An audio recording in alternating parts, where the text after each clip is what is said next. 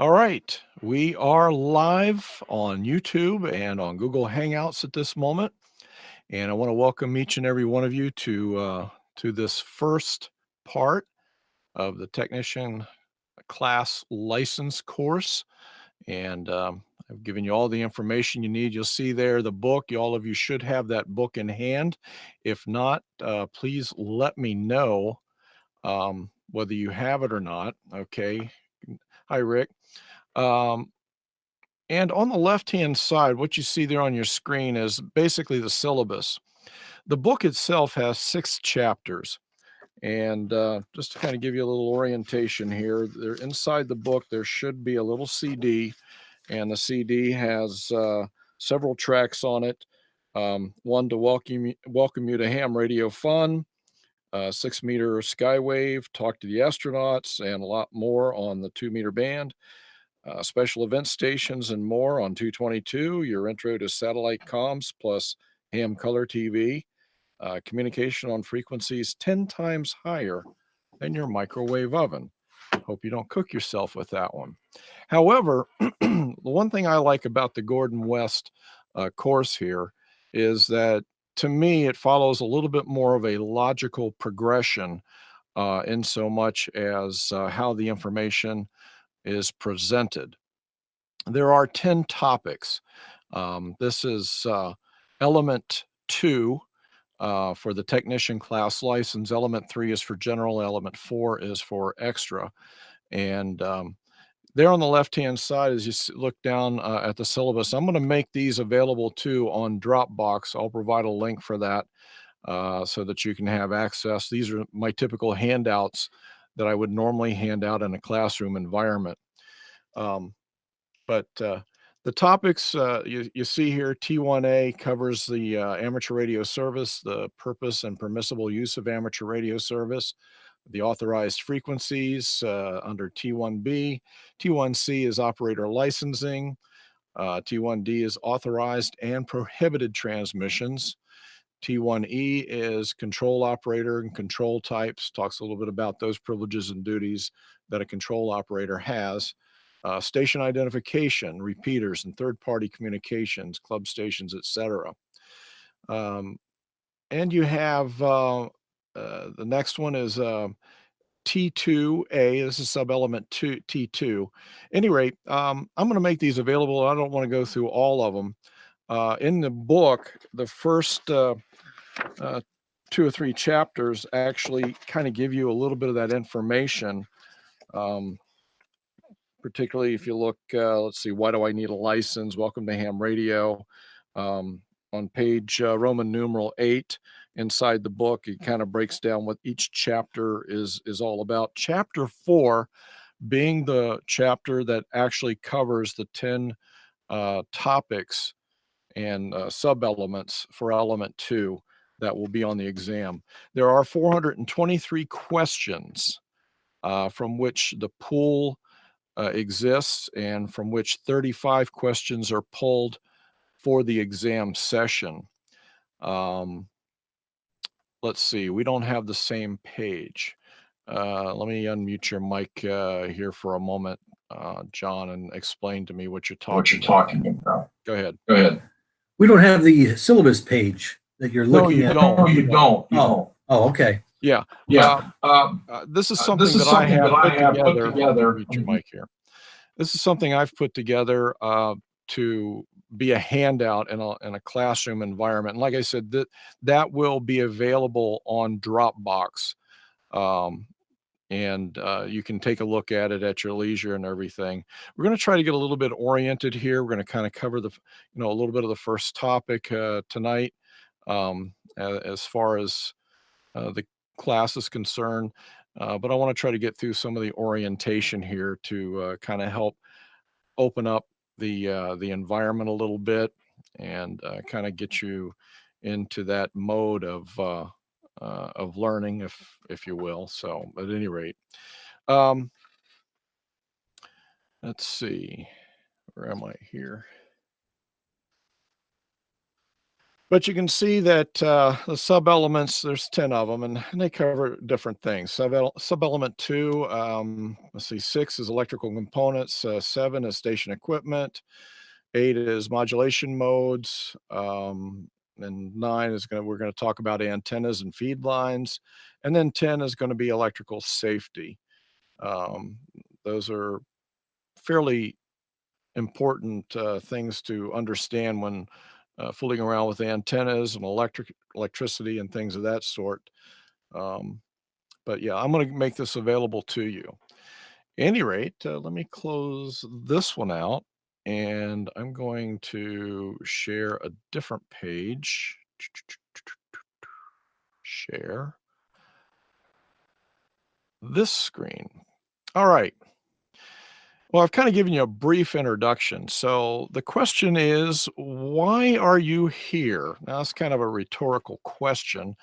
Um, everybody likes to say, well, I'm here to get my ham radio license. Well, that's okay. That's all well and good, because that's what I'm here to help you achieve. But there's a little bit more to amateur radio, and everybody that comes into amateur radio has a little bit of a different goal, as it were. And there are probably about as many facets to amateur radio as there are genres of music and art. And there's something for just about everyone. And their technology has changed over the years, and it's not just about sitting down and on a radio and talking around the world or talking locally on a repeater or whatever. There's lots of digital modes. There's satellite communications, moon bounce, and TV. Even that. There's slow scan and fast scan TV. There's a lot of different facets to amateur radio, and you're going to find your little niche. My niche, I've been licensed for 42 years, and one of the things that predominantly kind of drew me into ham radio was, one, the aspect of being able to talk around the world. But the other aspect that I pretty quickly picked up on was the uh, public service. And I did a lot of public service work in the earlier days, talked around the world, and done a little bit of digital here recently and things of that sort.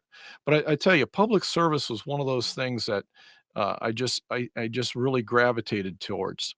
And what I mean by that is being able to provide communications in times of an emergency or disaster or whatever. A lot of this was uh, our club handled communications for soccer tournaments in our area when I lived in Northern Virginia. So, and of course, you have field day and other events and things like that. We get together and break out our radios, and especially those tournaments. They were really fun because we had to relay scores and everything back and forth between the different fields, and they were scattered all over the place. And ham radio was very instrumental in that. Um, Another aspect was our the community where I lived there in Northern Virginia near Sterling. Sugarland Run is what the community was called. Somebody had cut the communication, the telephone lines into the community, so there was no communication. And so what we did was we mobilized pretty quickly to set up a command center at the little shopping area that we had in the community, and we stationed people all around. The news came out. They had heard about all this, and they were able to let everyone know where these stations were, that in the event of an emergency, they could go to those stations and we could immediately get help. And we did this for about 48 hours, I believe it went on, a little over that. And fortunately, we didn't have any issues, any problems. We didn't have to call an ambulance or a fire department or or police or anything. Everything was pretty smooth. So there you go. That was pretty invigorating, in my opinion. What is ham radio? It was the first technology-based social media, and it still continues, in my opinion, to be the best social media around. Forget Facebook, Twitter, LinkedIn, whatever you're using there. I still like the social media aspect of ham radio, and particularly in the mornings on the nets. And I like to get involved in nets too. That's another aspect that I like about ham radios, getting involved in the traffic nets, particularly. That was one of the things I also did, and we'll talk a little bit about that later on. So, um, there's different radio services. It is non-commercial. It's a private personal radio communication service. It's recreation solely with a personal aim without any direct monetary or other similar reward. There's a non-commercial exchange of messages, and we'll get a little bit into that later on too. Wireless experimentation, and like I said earlier, emergency public service communication. So who's who? Some of these people, I mean, it crosses just about every socioeconomic facet in society that you can imagine. And, lawyers, firemen, policemen, you name it. There's a lot of different people uh, from different backgrounds and different social standing and economic standings that have been ham radio operators. Barry Goldwater, Walter Cronkite, Tim Allen, who, by the way, his real name is Tim Dick. If you look him up, KK6OTD. And hey, there's Kevin. Hi, Kevin. Let's see. Another, you're gonna hear the name, Guglielmo Marconi. He was an Italian inventor and electrical engineer, pioneering long DX radio transmission. And one of the things he said, "Have I done the world good or have I added a menace?" That's hard to say. I don't know. Let's see. Marconi Wireless was a company that put the ham radio operator, or actually the radio operators, on the Titanic. That's quite an interesting story because really they could have done a little bit better than what they did to prevent that tragedy. But they were part of that communication early on in there. Hiram Percy Maxim. He was also an American radio pioneer and an inventor, co-founded the ARRL. His call signs were SNY, 1WH, 1ZM. After World War I, the ARRL became W1AW, and he's buried in Rose Hill Cemetery in Hagerstown, Maryland. Now, you've heard me talk about Elmer. Well, he's Elmer is, I don't know really how it came about so much, except that Elmer is a mentor to new amateur radio operators. And it doesn't have to necessarily be new. I mean, it can go on forever and ever. Hope I'm not being too boring here. So what's the difference in ham radio? Well, there's different services. We have, as far as personal communications is concerned, there's FRS, CB, GMRS, MURS, Marine, and those are all different services that people utilize on a personal level. And some of them don't even need to be licensed. You need to have a license for GMRS. But for FRS, CB, MURS, and Marine, typically you don't need a license for Marine except for commercial use. Recreational, the weekend warrior out there on the lake, has a Marine. I have a Marine radio and I don't have a license for it. I don't need a license for it. There's the part of the difference is the frequency bands, also the licensing and the amount of power you can run. We have quite a bit of frequency allocations in the ham service. And like I say, within those frequency bands, there's all types of different facets and interests in ham radio that people can gravitate to and latch on to and carry with them. There is individual licensing versus non or blanket license. If you get a GMRS license, it covers everybody in your company, your family, or whatever.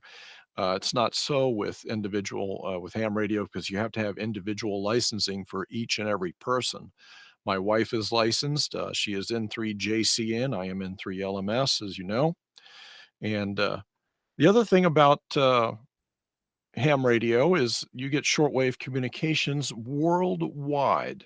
And I know CB, sometimes boasts a little bit of sporadic E or skip or whatever you want to call it out there. And you can talk longer distances on a little bit of power, but most of those people are really running a lot of power, I think. Um, there's a little bit of technical proficiency that is needed with your ham radio license because it is a mode which promotes experimentation and there's been a lot of technological advances in society because of ham radio.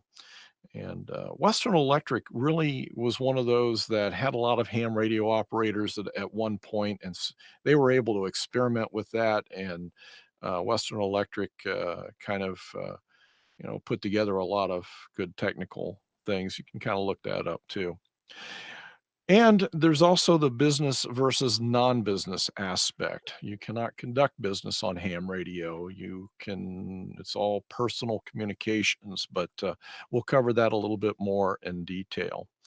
The classes of ham radio license, as I mentioned earlier, is technician, general, and extra. There used to be 5 levels, almost 6, 5 levels. I started out as a novice in 1977. I was licensed, as a matter of fact, 42 years this month.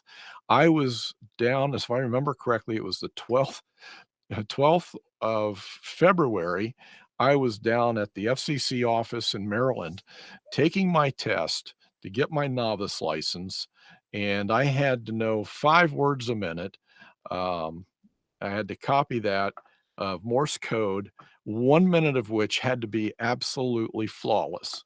And I did pass, and I did also take the test, the written exam for the general at the time, which actually gave me the technician class privileges. I could only go to general if I could do, I think it was 10 words a minute.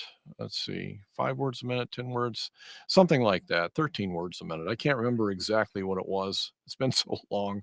My brain just doesn't remember all that.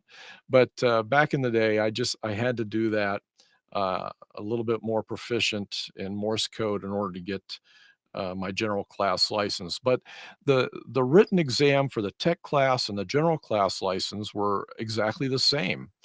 And the only difference was how you copied Morse code. I didn't make my first transmission, however. I didn't make my first contact until November of 1977 because I didn't have any equipment.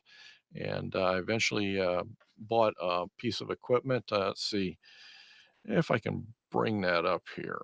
My radios.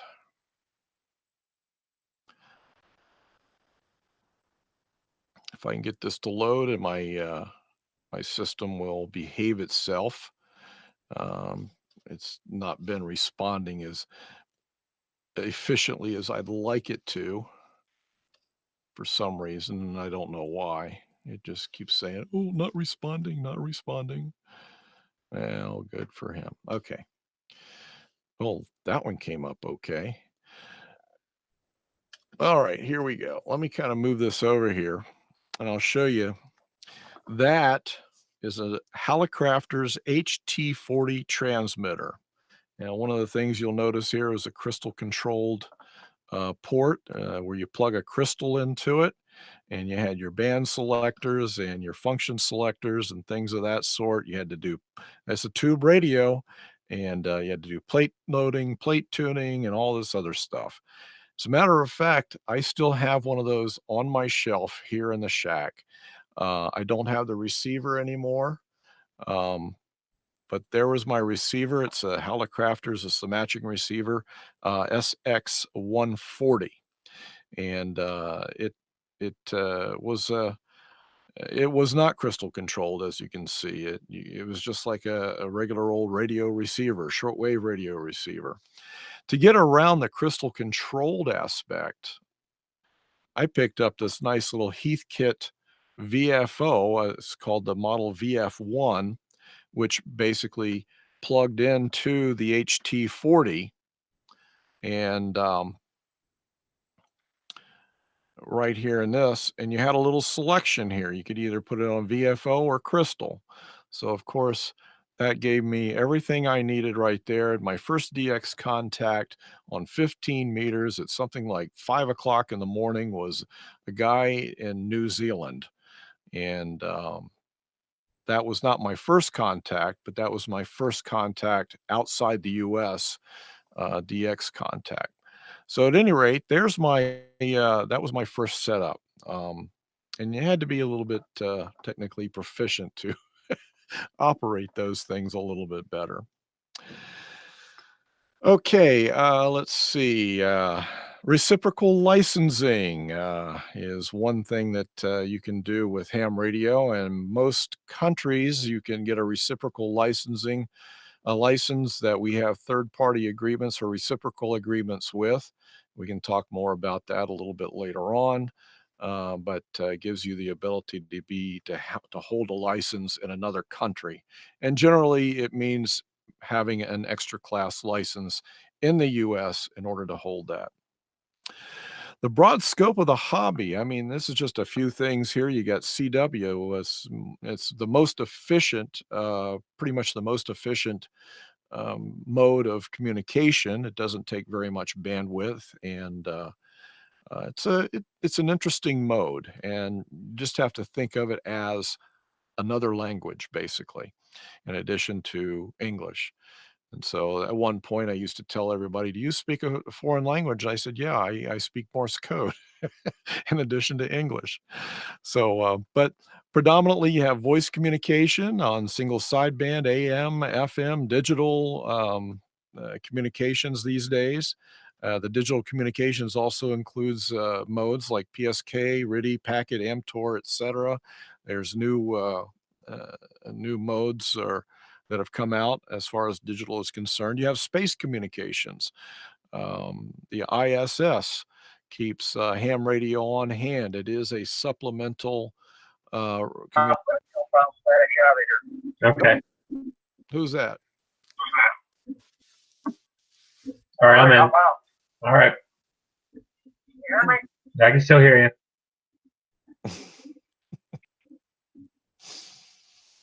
Mr. Estep, how are you? Not too bad there, sir. All right. I'm gonna mute your mic, however. All right. Yep. All right. Any rate, as I continue on here, um, where am I? Space communications. Yes, the space station does maintain a ham radio on board. It is a secondary communications system for NASA in addition to their own.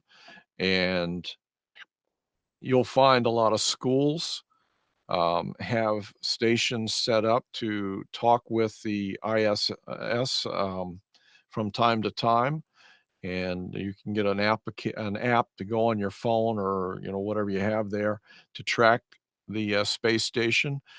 A lot of people, that's what they do. They do space communications. They track satellites, and WO3T, Carmen, he's pretty much into that space thing. He follows and tracks those satellites that orbit the Earth and communicates through them, communicates with the space station, and things of that sort. Some activities in ham radio, like fox hunts, field activities.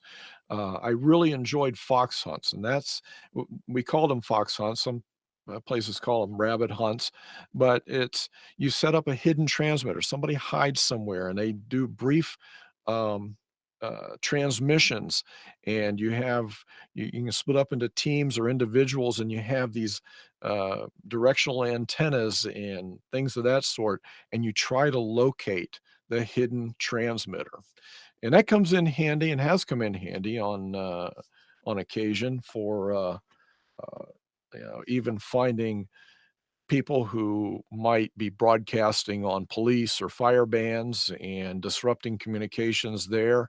And there've been those um, places that have called on their local ham radio people to track them down, and they do that. So there you go.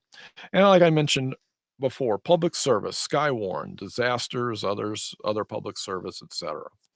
So who can be licensed? Anyone can pass the test. I think the youngest so far is 5-year-old Colton Ragsdale, KEZ0CRD.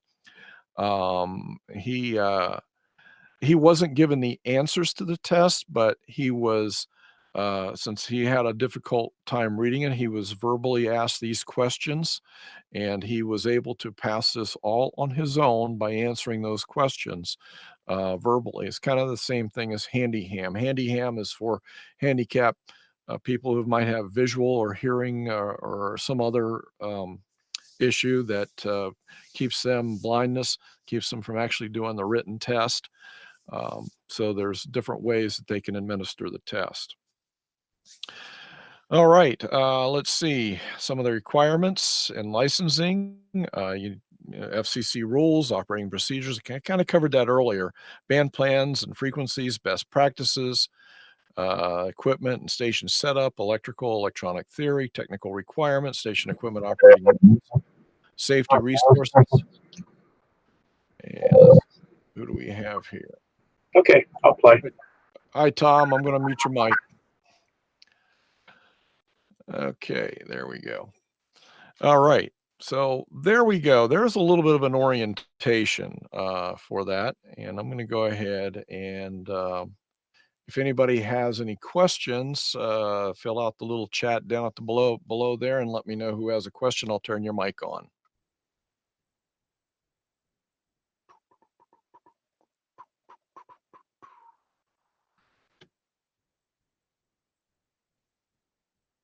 Okay.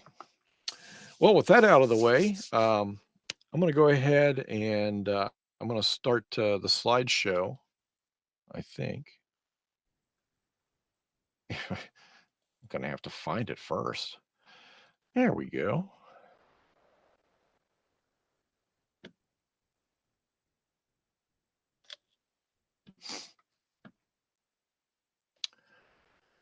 Oh, there was one other thing here I wanted to cover before we start that, if it'll start up here.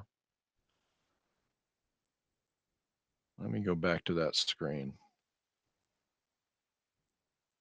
Okay, there is a pre-study material Q&A here that everybody, I hope, has anyway. It kind of gives you a little bit of a leg up. It will ask various questions, and it gives you a page reference in your book. But that'll help you tremendously going through the book and studying to get where you need to go. And I hope you take advantage of it, definitely. Let's see, let me get back over here where I'm going, and I am going to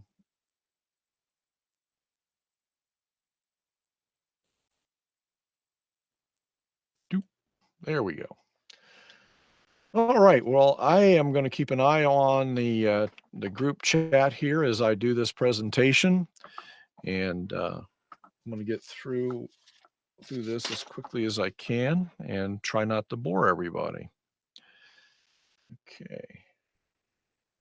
This is the training aid for topics 1 through 20. Well, they say 20, but it's actually 10. I'm not sure why they put 20 on there. That's why right there.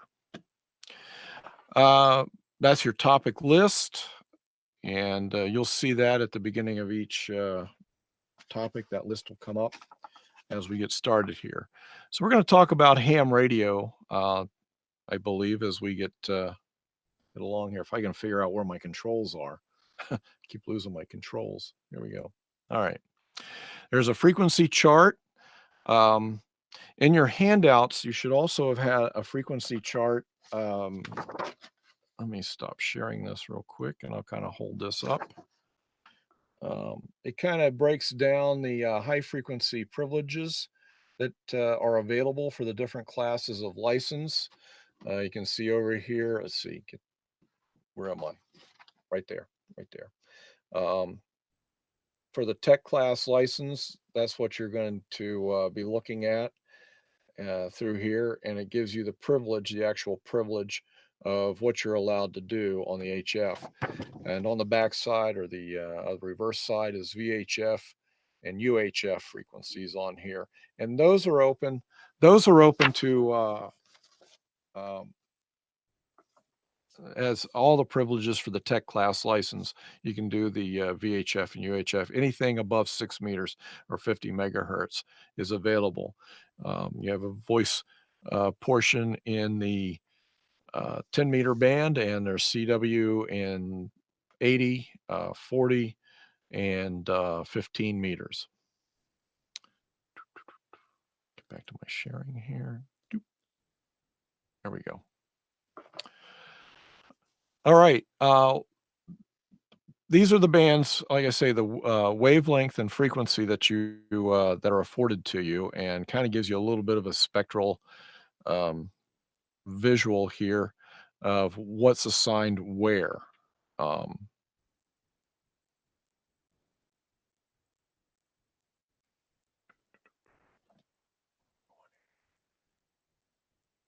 and that is in your book too. Not sure what page it's on. Okay, chapter 4, topic 1, about ham radio.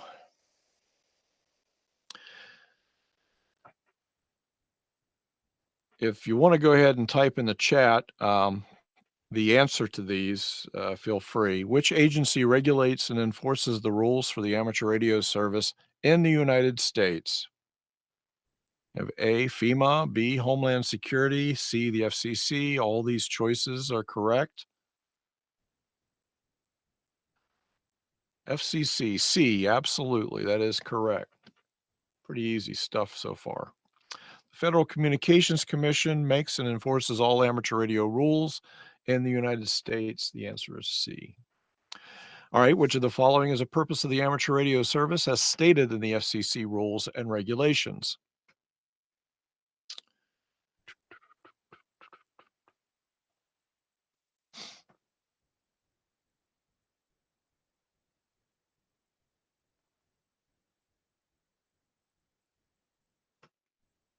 Anybody?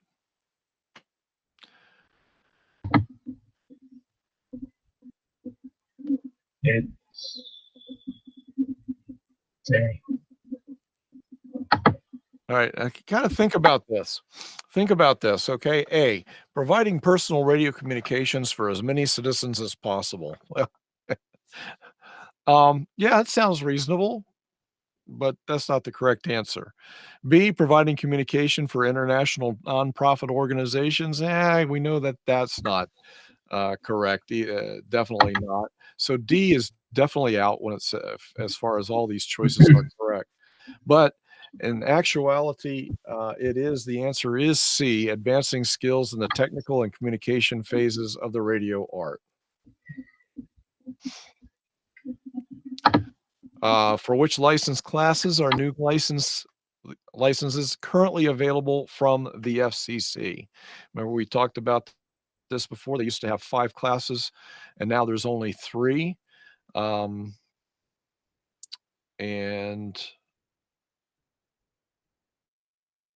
D is the correct answer. Yes. You only have tech, general, and amateur extra. That is the correct answer. All right. How soon after passing the examination for your first amateur radio license may you operate a transmitter on an amateur radio service frequency? A, immediately 30 days after the test, as soon as your operator station license grant appears in the FCC's license database. You must wait until you receive your license in the mail. One little thing to note, the FCC does not know, they no longer mail you a license, a physical paper license. You can request one, or you can actually print one off of the website. There are instructions on how to do that, and it's pretty easy to do. But you have to wait until it actually appears in the FCC's online database, and that would be the Universal Licensing System, or ULS. And Tom knows all about that.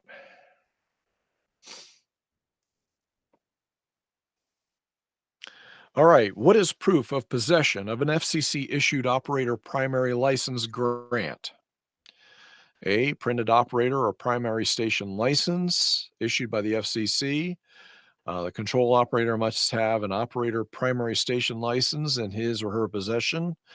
The control operator's operator primary station license must appear in the FCC ULS consolidated database. Or D, all of these choices are correct. The correct answer is not D, but it is C. It has to appear in the FCC Universal Licensing System database. And once you see that, you're good to go. All right, how many operator primary station license grants may be held by any one person? A, 1, B, no more than 2, C, 1 for each band in which the person plans to operate. Well, we know that's not true. D, 1 for each permanent station location from which the person plans to operate. Well, you can't really hold 2 licenses. There's trustees, but it's not really your license. It's a trustee license. You can only have 1 license as your primary station license. Okay, what is the normal term for an FCC issued primary station operator amateur radio license grant? How many years do you get to keep it? 5 years, life, 10 years, 20 years.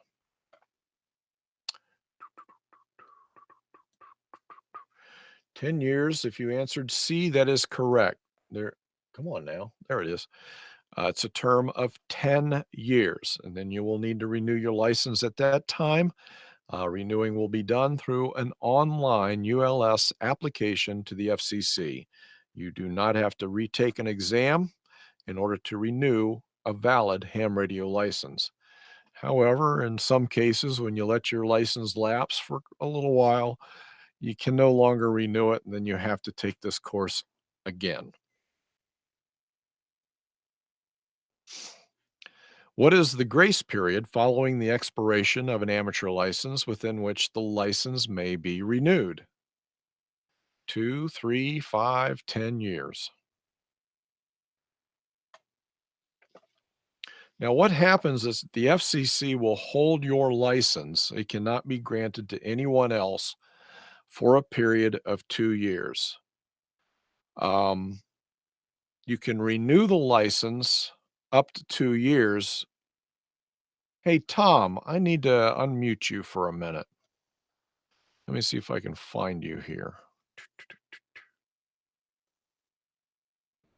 Hey, Tom. Yeah. When it comes to renewing your ham license, I thought you had to renew it.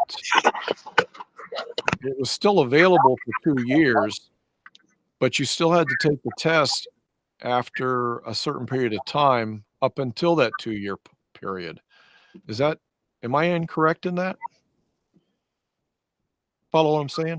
No, you can renew it in the 2-year grace period. You just can't operate until you're back in the database. Okay, so for up to 2 years, you don't have to take the exam. Correct. Okay. Yeah, I thought I read somewhere where after 6 months you had to take the exam, but you could still renew it. I don't know. Maybe I'm wrong in that. So thank you for clarifying that for me.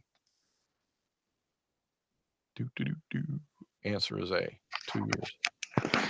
In the case of my daughter, I used to have N4 DCL.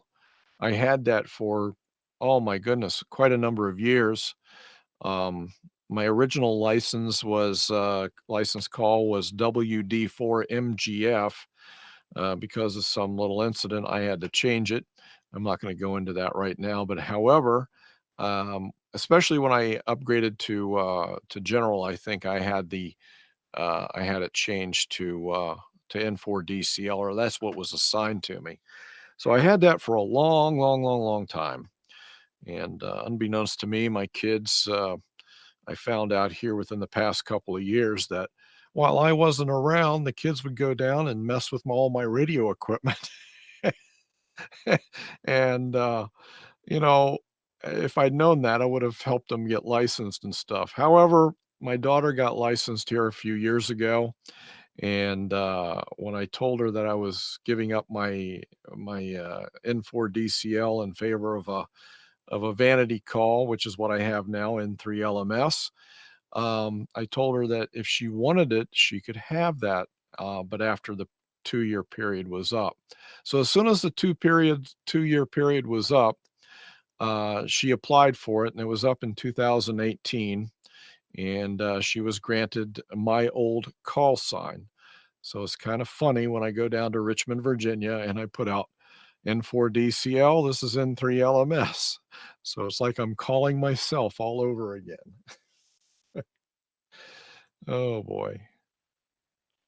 If your license has expired and is still within the allowable grace period, may you continue to operate a transmitter in the services? And Tom just answered that. No, you cannot operate until your license is renewed. There's no transmitting during that 2-year grace period.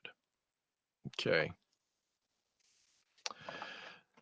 In chapter 4, topic 2, we're going to talk about call signs, it looks like. Do we have any questions that anybody would like to ask?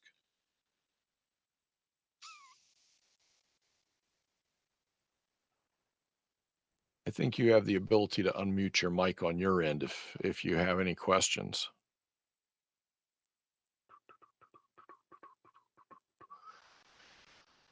Hello, Dave. Dave Criddle just joined us. So, very good. Very good. Oh, look at that.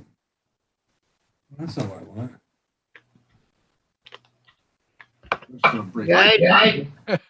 Holy cow. There he is.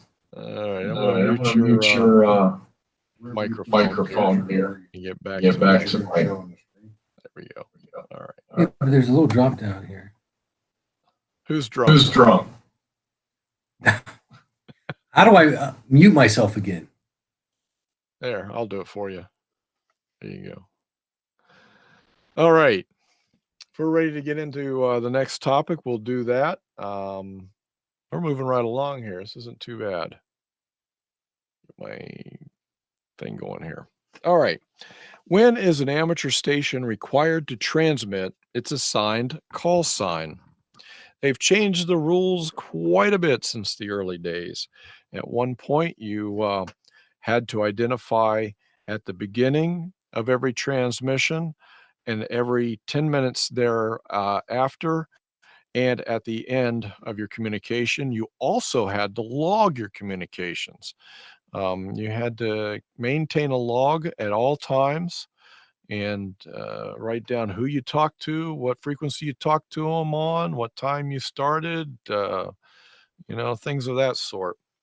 But at any rate, that has all changed, and now it's a little bit easier, and you don't have to do your call sign, every minute and a half, it seems like. But any rate, the answer for this out here. If you answer D, you're there it is. At least every 10 minutes during and at the end of a communication. So in other words, you can get on and you'll hear it quite a bit. Sometimes you hear people that just kind of, they get off the air and they don't sign off, and they're not supposed to do that legally. You need to, when you're done talking, when you're off the air, you need to put out your call sign when you're done having a QSO. During the time you're having a QSO, if you're getting into a long-winded QSO, every 10 minutes, you need to identify. If you notice that when I'm net control, I try to make sure that I identify at least every 10 minets during the net. And the net, of course, can go anywhere from, 20, 30 minutes up to, 45, 50 minutes. And as times have gone as long as an hour. but that is a requirement. Um, if you get on the radio and say, "Hey, Rich, are you there?" or whoever, yeah, it's not really a good practice. A better practice is to actually, when you want to talk to somebody, is to get on the air and say, that person's call sign and followed by your call sign. So if I was calling my wife, I would get on and say N3JCN, this is N3LMS. Now she can come back and she can talk to me. She does not have to give her call sign then. Same thing on my end. If she was calling me, we can just start the conversation. I don't have to ID except until that 10-minute time period has elapsed, and then I have to ID, or if we end our communication, I need to give my ID. So that's good practice. That's good amateur radio practice. When may an amateur station transmit without on-the-air identification?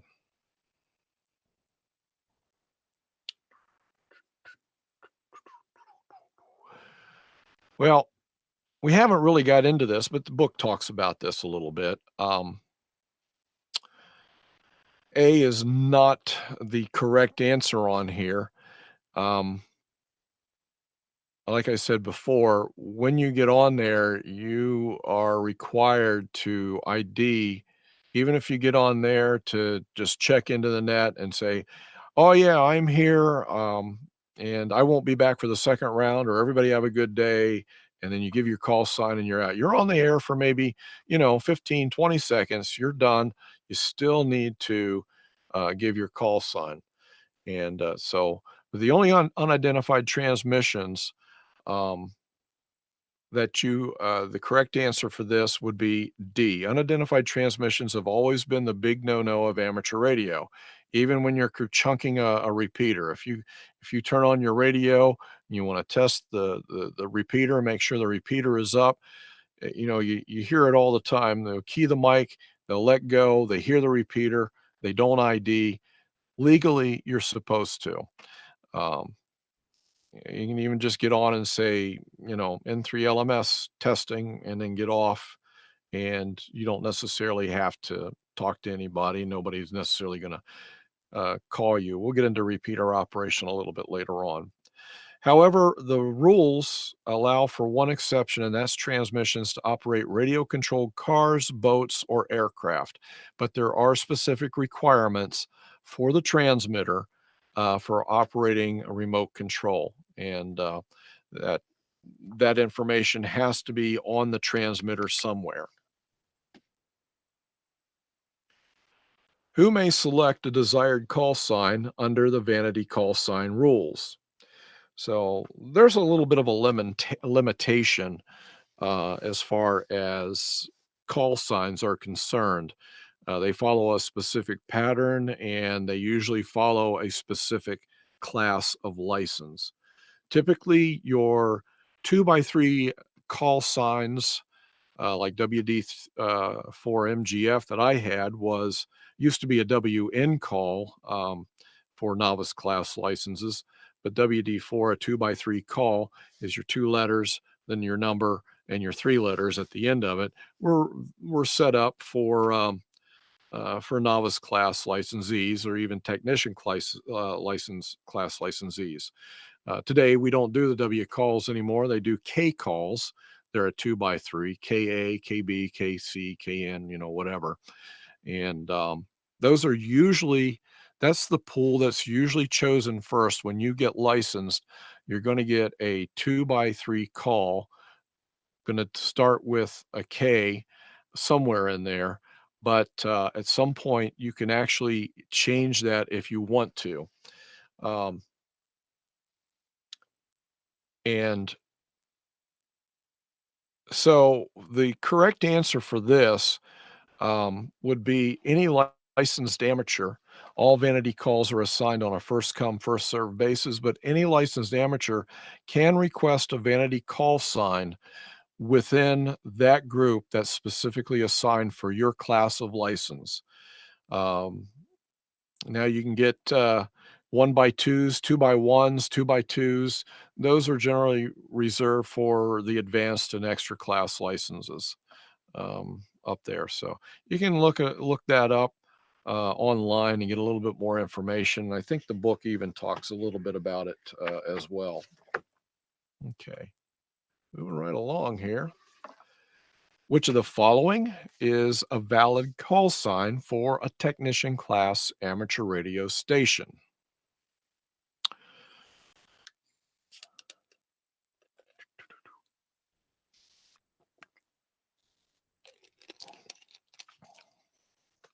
Okay, if you answered A, you are correct.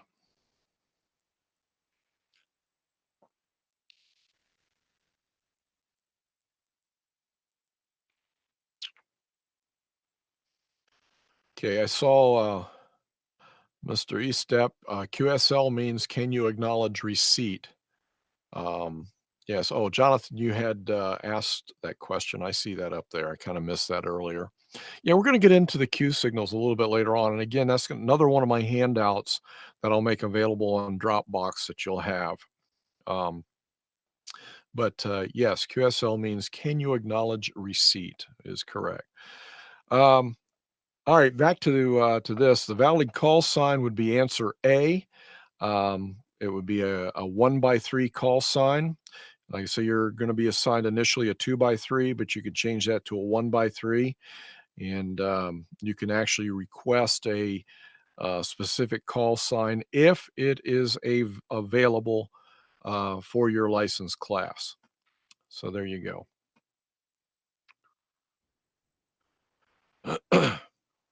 What are the FCC rules regarding the use of phonetic alphabet for station identification in the amateur radio service? Oh boy. Phonetic alphabets. Good old Terry. Hey, we love Terry. Kilo Charlie 3, Foxtrot Sierra Oscar. You'll hear him get on there, and that's what he uses is phonetics to give his call sign. And that's okay. Perfectly fine, perfectly fine. And let's see, I'm kind of fiddling with the microphone here. However, it is not required when transmitting emergency messages unless you need clarity, unless there is clarity needed in transmitting something, especially in an emergency, you would use it then. It is not prohibited and it's not required when you're in contact with the foreign stations. However, if you answer D, it is encouraged. The use of a phonetic alphabet is as old as voice or phone radio and is always encouraged when radio communications are less than ideal. And always use the standard ITU phonetic alphabet to make your message clear. A lot of times, if you're on HF and you're talking to a foreign station and band conditions aren't quite right, it's a good idea to if you haven't gotten the call sign down, you might want to give it out several times, particularly if like a station's not hearing me. I will say November number 3, Lima Mike Sierra, November 3, Lima Mike Sierra, N3 LMS. And hopefully after I do that a couple of times, the person on the other end should be able to hear me. So it is encouraged, definitely. Which one of the following is a requirement for the issuance of a club station license grant? A, the trustee must have an extra class license, the club, or B, the club must have at least 4 members. C, the club must be registered with the ARRL, or D, all of these choices are correct.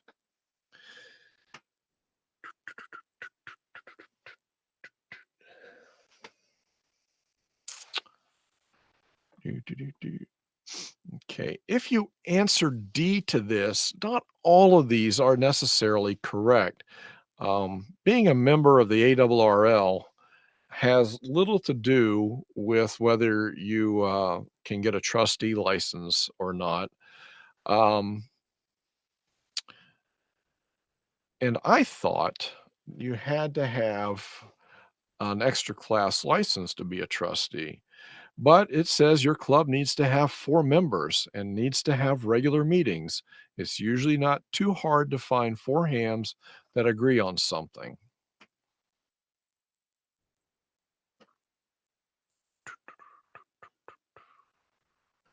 So your answer on that is B. Bravo. Club must have at least 4 members. All right, when using tactical identifiers such as race headquarters during a community service net operation, how often must your station transmit the station's FCC assigned call sign? Now, pay particular attention to that. Some tactical identifiers are used like this is Mobile One, this is, race headquarters or whatever. Um, there is a requirement to transmit the FCC assigned call sign.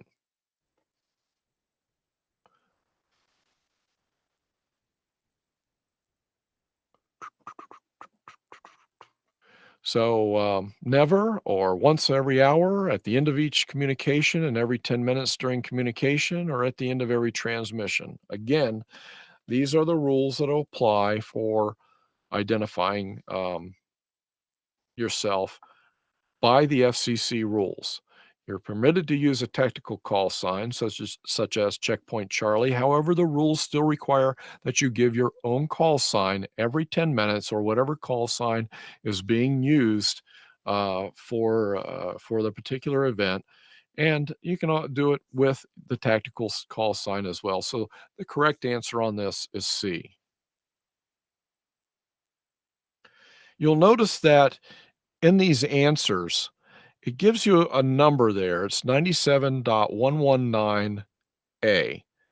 That is the Part 97 rule that applies to this particular question. So you can make a note of that and see that and look it up, and you'll understand a little bit more.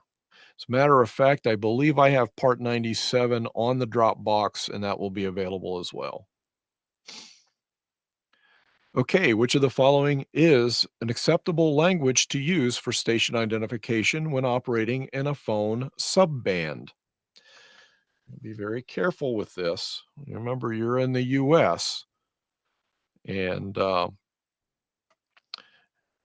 your choices here are any language recognized by the United Nations, any language recognized by the ITU, C, the English language, or D, English, French, or Spanish. Well, I think that's pretty easy. You're going to want to identify in English. You must give your own call sign in English. The answer is C. Okay.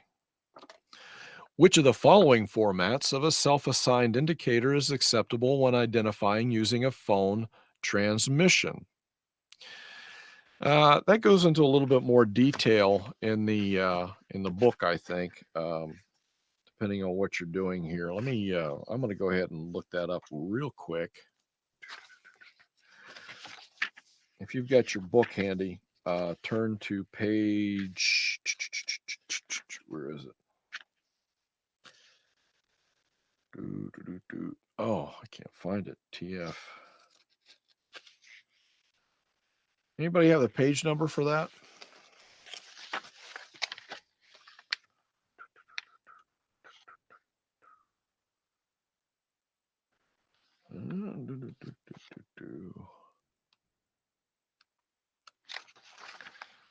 Because it'll explain a little bit. Here it is. Page 40. Page 40. In there, your Alaska station call sign area 7, it kind of explains a little bit, is now operating mobile in Maryland, the area 3 call sign district, or they could be in Pennsylvania as well. So to let other operators know you are in the area, use your regular call sign followed by the word stroke or the word slant or digital indicator of /mark and then W3. So if I were to go into, say, Virginia or any other four land areas, Georgia, North, South Carolina, Florida, I could say, okay, I'm visiting in the area. I'm N3 LMS stroke W4. And I could also say I'm mobile stroke mobile, um, and things of that sort. But at any rate, for this, it's pretty easy. All these choices are correct. So stroke, slant, slash, whatever.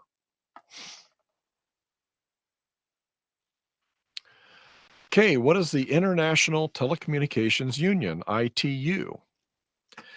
An agency of the U.S. Department of Telecommunications Management. B, a United Nations Agency for Information and Communication Technology. C, an independent frequency coordination agency. Or D, a department of FCC.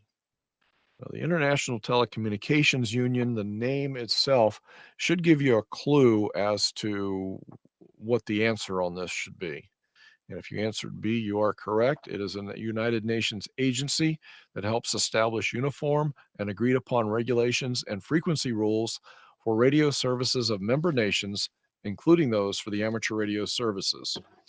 Now, there are 3 ITU regions, and we happen to be in ITU Region 2.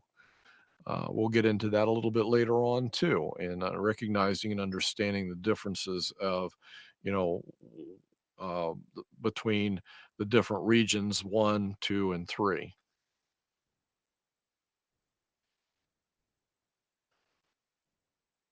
Okay, with which countries are FCC licensed amateur radio stations prohibited from exchanging communications?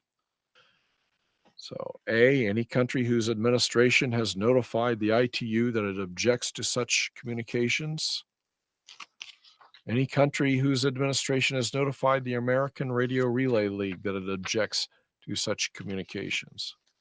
Any country engaged in hostilities with another country, or any country in violation of the War Powers Act of 1934. Boy, oh boy. Well, let me tell you, if you answered A, which happens to be the longest answer, then you are correct. It is the ITU has been notified that it objects to such communications.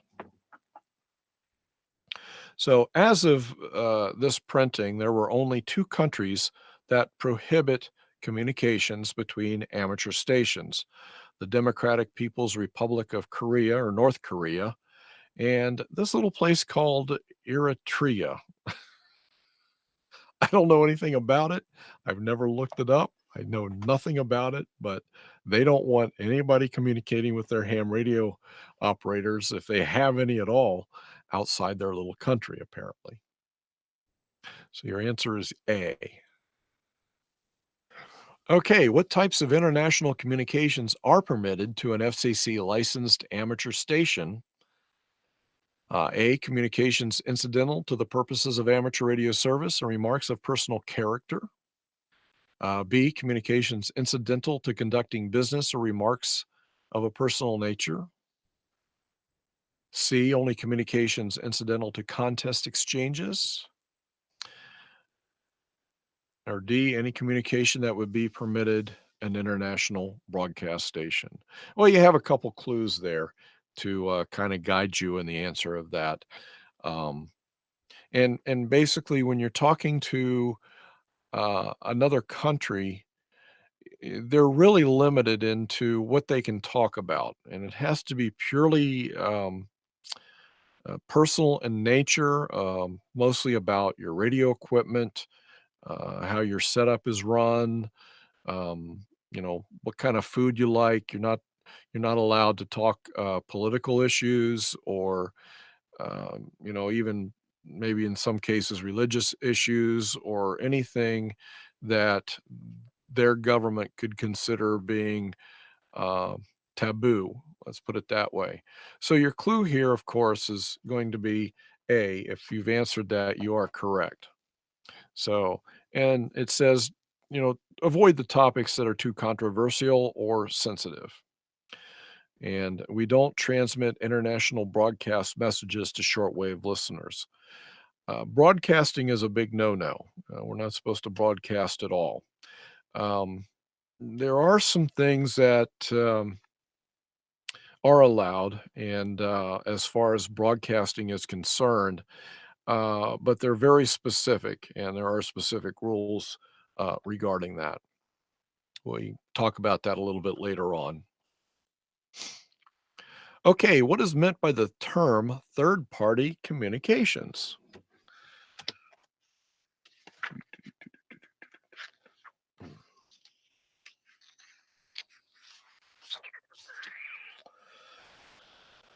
Okay, let's see. Well, a lot of people have answered A. If you have answered A message from a control operator to another amateur station control operator on behalf of another person. Um, this kind of gets into handling traffic, radiograms, things of that sort. We can talk about that at another point.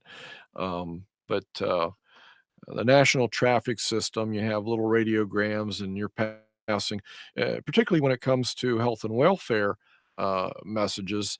Uh, when one amateur radio operator is transmitting a message on behalf of someone else to another radio operator, um, to be passed on to someone else, that's kind of a third party. That is a third party communications.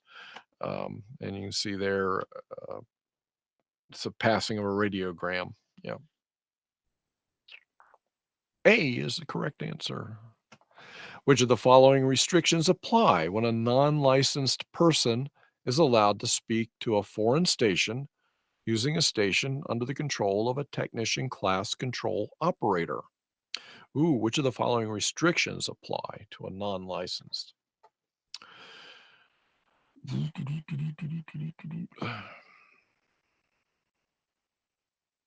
Remember, we talked about this a little bit and kind of touched on it briefly. Um, it doesn't necessarily mean you have to be a U.S. citizen. B, the foreign station must be one with which the U.S. has a third-party agreement. C, the licensed control operator must do the station identification, or D, all of these stations choices are correct. Well, A doesn't really apply too much. C doesn't either. The only logical choice here for this is B. The U.S. has to have a third party agreement with that country.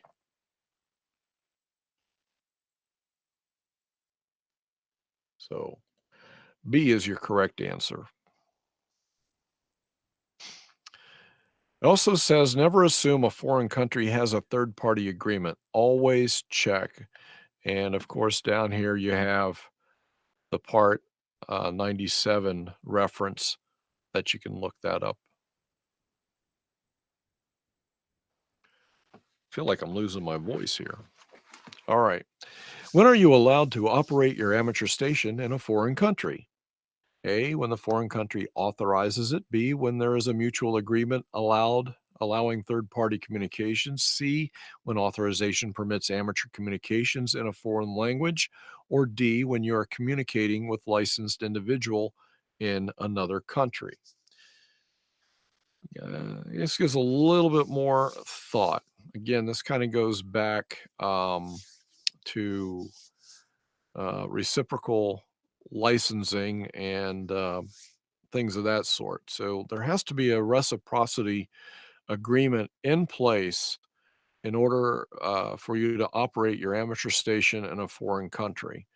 So A, if you answered A, that is the correct answer. And you need to get this ahead of time. We went on a cruise and I was going to get a reciprocating operating permit for Judy and myself to operate in the Bahamas because we were going to two places in the Bahamas. I found out that their requirement as far as getting a reciprocal license was concerned did not include someone with a technician class license. I thought it did, but I thought, well, why should I get the license if I can't talk to my wife while I'm there? I could probably talk to another ham there, but I just thought, what the hey, I'll forego it this time. But you need to make sure that there is a reciprocal operating agreement with the U.S. For the country that you're going to be visiting and possibly operating in. So answer is A. From which of the following locations may an FCC licensed amateur station transmit? I'll let you read those answers while I get a drink here.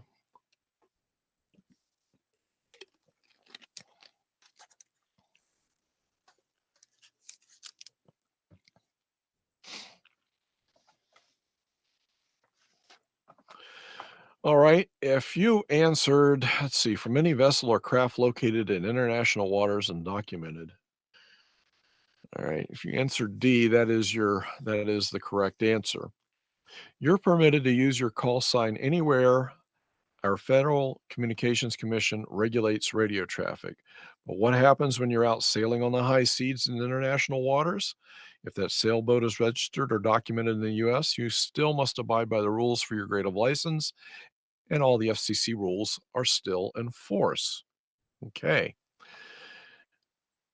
And going out on a big cruise ship, my wife and I use our handhelds on board in international waters, and we're still good to go.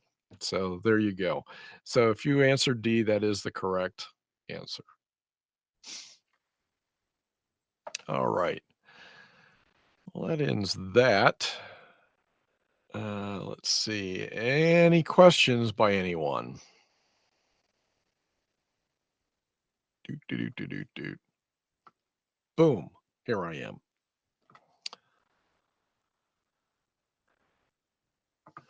Okay, I thought that as long as your ship flew the U.S. flag and in international waters and a third-party agreement is allowed. You know, we just got the answer to that. You know,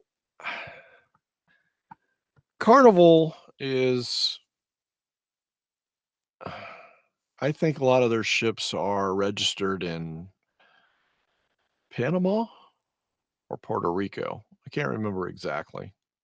But Carnival is one of the few cruise lines that allow hams to bring their radio equipment on board.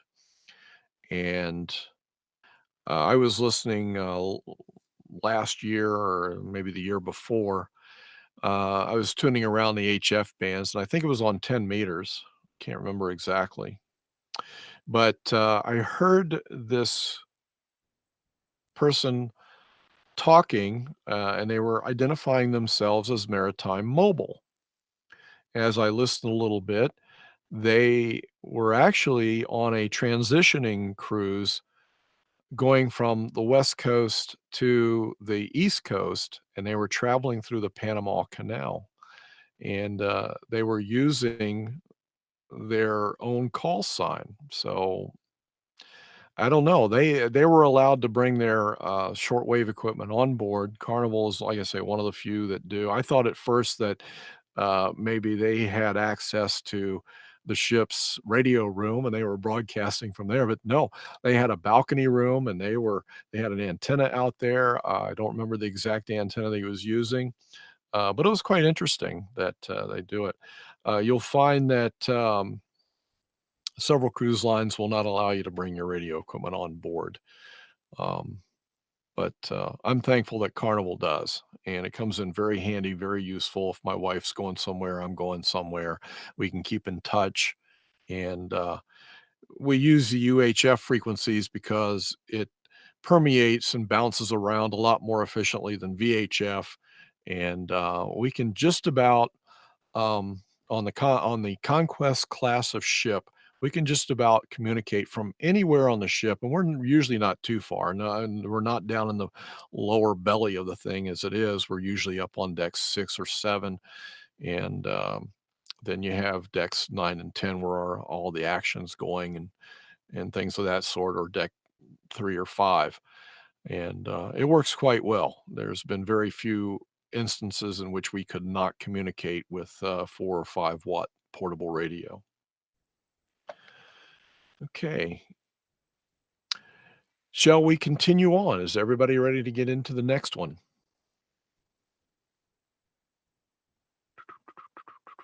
Thumbs up. All righty. Screen number 2. Okay, here we go.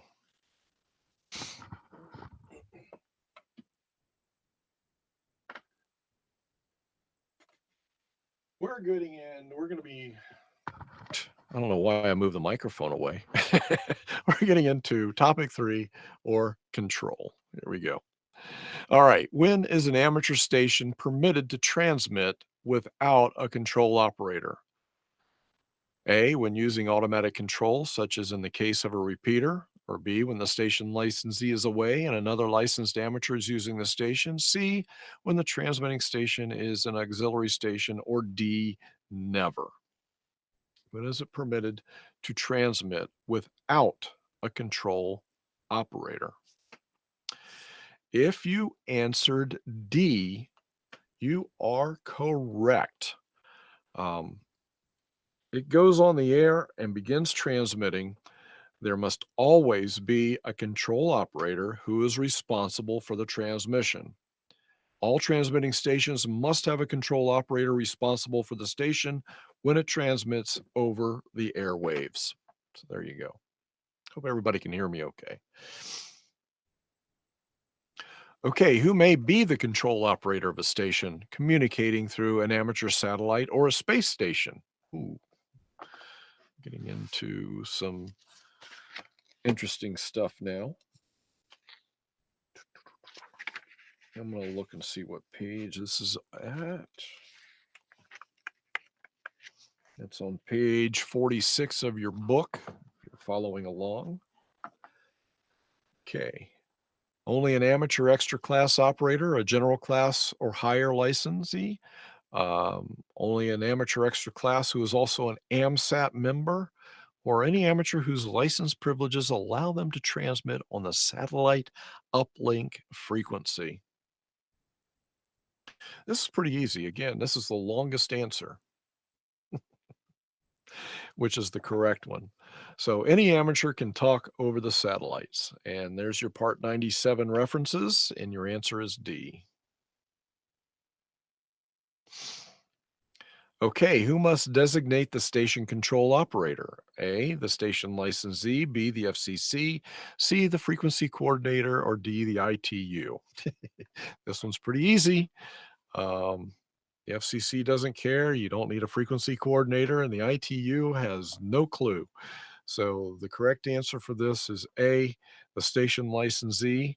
He has to, the licensee either controls it, his or her own station themselves, or they select an alternate control operator who is appropriately licensed.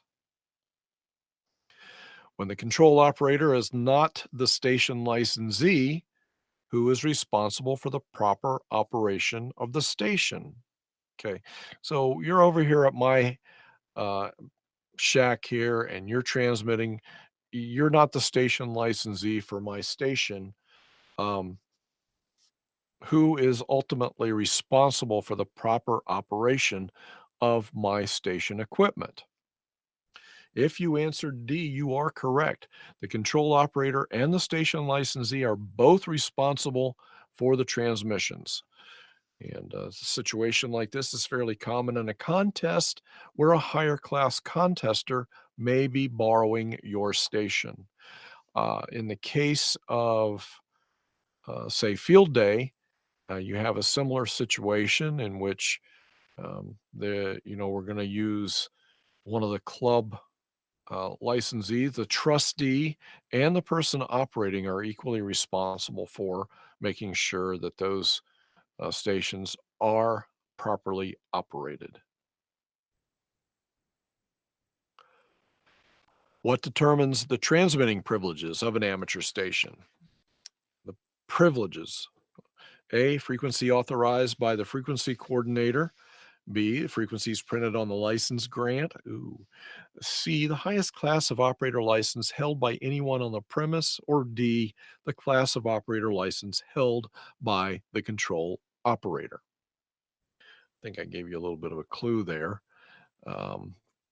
You're pretty much bound by your privileges of an amateur station. I have an extra class license. If you're a tech class and you come over to my place, I am responsible um, for that station. It does not mean you cannot operate, say, one of the voice bands on HF, 40 meters, 20 meters, whatever it may be. I have to be present there to make sure that it is properly authorized and properly operated. Um, but your class of operator license is you're not the control operator ultimately. But if I were out of the room as the operator of a tech class license, you would be only allowed to operate in those frequencies authorized by your license class. So, answer is D. Oh, look at that. Exactly what I just said. If you designate your friends are allowed to operate well above your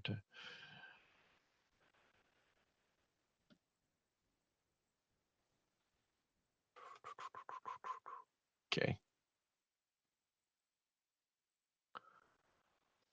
Yeah, in that case, if I were a tech class license and you were an extra class, you could come over and you could operate any band you wanted to without me being present. There you go.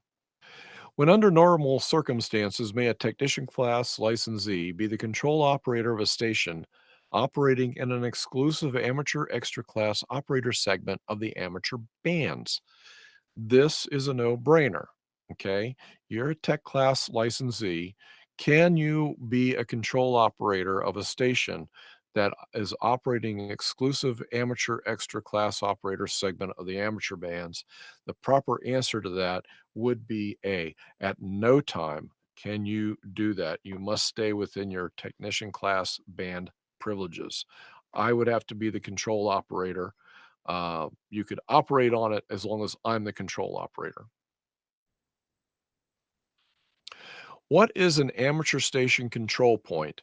The location of the station's transmitting antenna, the location of the transmitting apparatus, the location at which the control operator function is performed, or the mailing address of the station licensee. Well, this has kind of confused some people, okay? Um, the control point, well, you got to look at A there and say, yeah, I don't think so. Antenna, really, yeah, forget the antenna. The location of the transmitting apparatus is a station control point. Yeah, possible. However, if you answered C, that is the location at which the control operator function is performed. That's your station control point. This is where you have complete capabilities. You can turn the equipment on or shut it off in case of a malfunction. And every ham radio station is required to have a control point.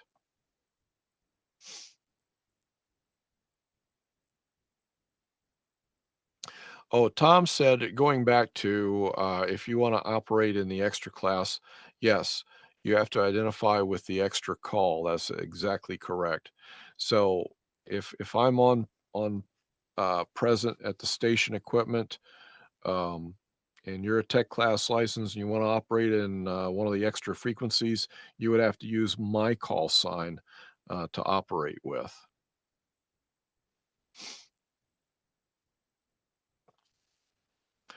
Okay, which of the following is an example of automatic control?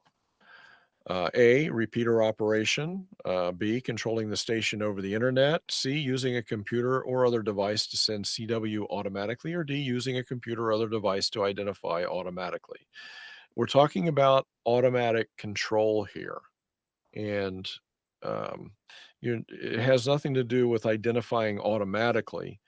You're not controlling the station over the internet. That's not an automatic control, and using CW to automatically send control signals. So A, if you answered A, that would be the actual correct answer. About the only time you will see a big rack of ham radio equipment with no actual operator on duty is the automatically controlled station. And this could be a repeater up on a mountaintop or a radio link atop a high rise. Answer A, and again, there's your Part 97 references down there.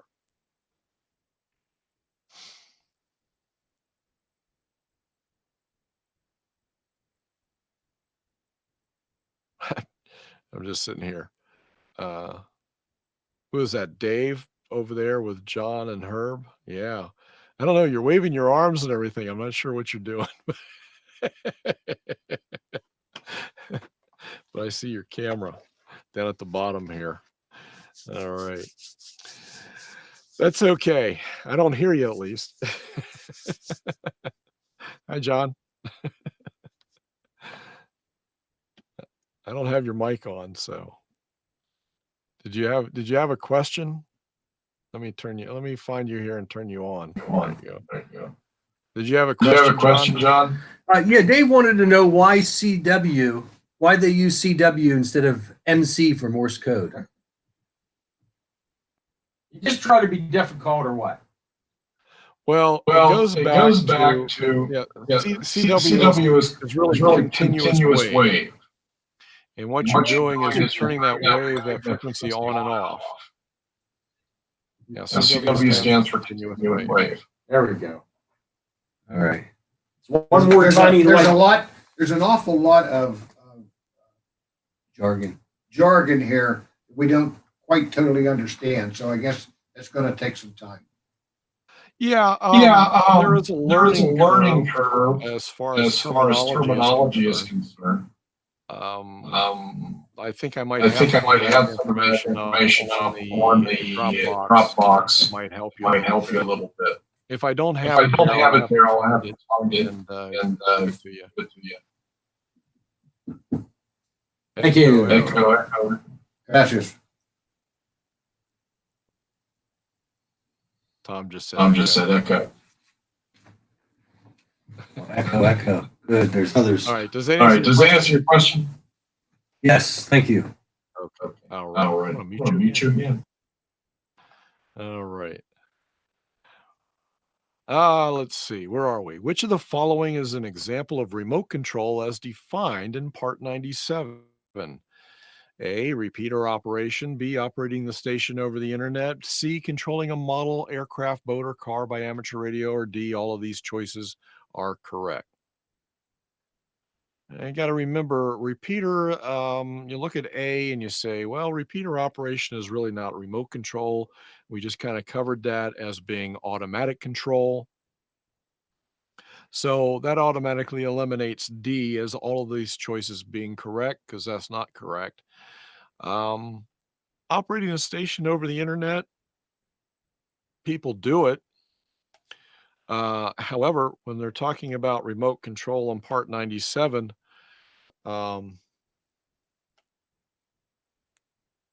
I guess they're talking about operating a station over the internet. We're not talking about model aircraft and boat or car and stuff like that. That's a totally different topic as far as controlling a radio or a transmitter. Let's put it that way. That's what they're really trying to point out here is remote control of transmitting equipment, basically.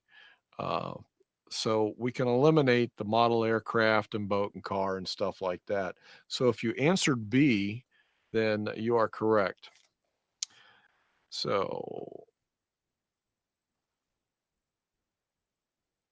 oh yeah, you want to talk to the Antarctic? Well, announce the repeater control operator. He's tying into IRLP, or the Internet Radio Linking Project, using the keypad on his handheld to activate the distant repeater on the Antarctica node using reboot control. That's a good example. I like that. It's now I finally, after 40 some years, I finally was able to contact the Antarctica. It wasn't a very good connection, but I was able to exchange the pertinent information on HF.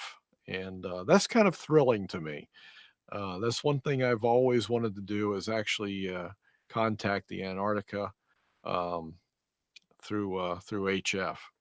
Any rate, answer is B.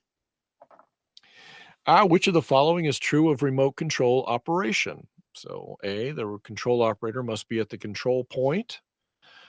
B, control operator is required at all times.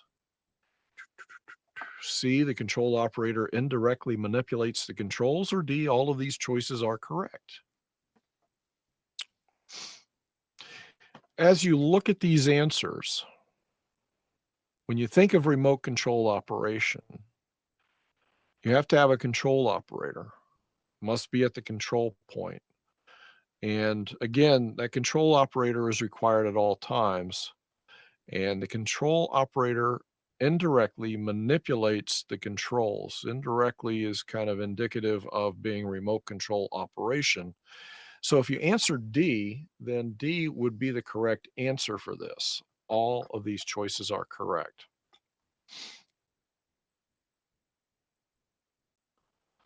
Just be aware that when you're using a repeater, someone is watching. Control operator is always supposed to be listening in on the repeater so that they can take care of any mischief or any issues there. I don't know if that's always true with our repeaters or not, unless Tom has a receiver on in his bedroom 24/7. Do you have Tom? No, I don't, but I have a good group of people that if something's going on, I get a phone call or an email pretty quick. There you go. Sounds great. Thank you, Tom. All right. How do I mute? What's that? Found it. Oh, you found it? Okay. I may have unmuted you again. I don't know. All right, here we go. Who does the FCC presume to be the control operator of an amateur station, unless documentation to the contrary is in the station records? So who does the FCC presume to be the control operator of an amateur station? A, the station custodian. B, a third-party participant. C, the person operating the station equipment. Or D, the station licensee. Now, the FCC issues your license, okay? And when they issue that license, they don't think anything about who's going to be operating that except who they issued the license to.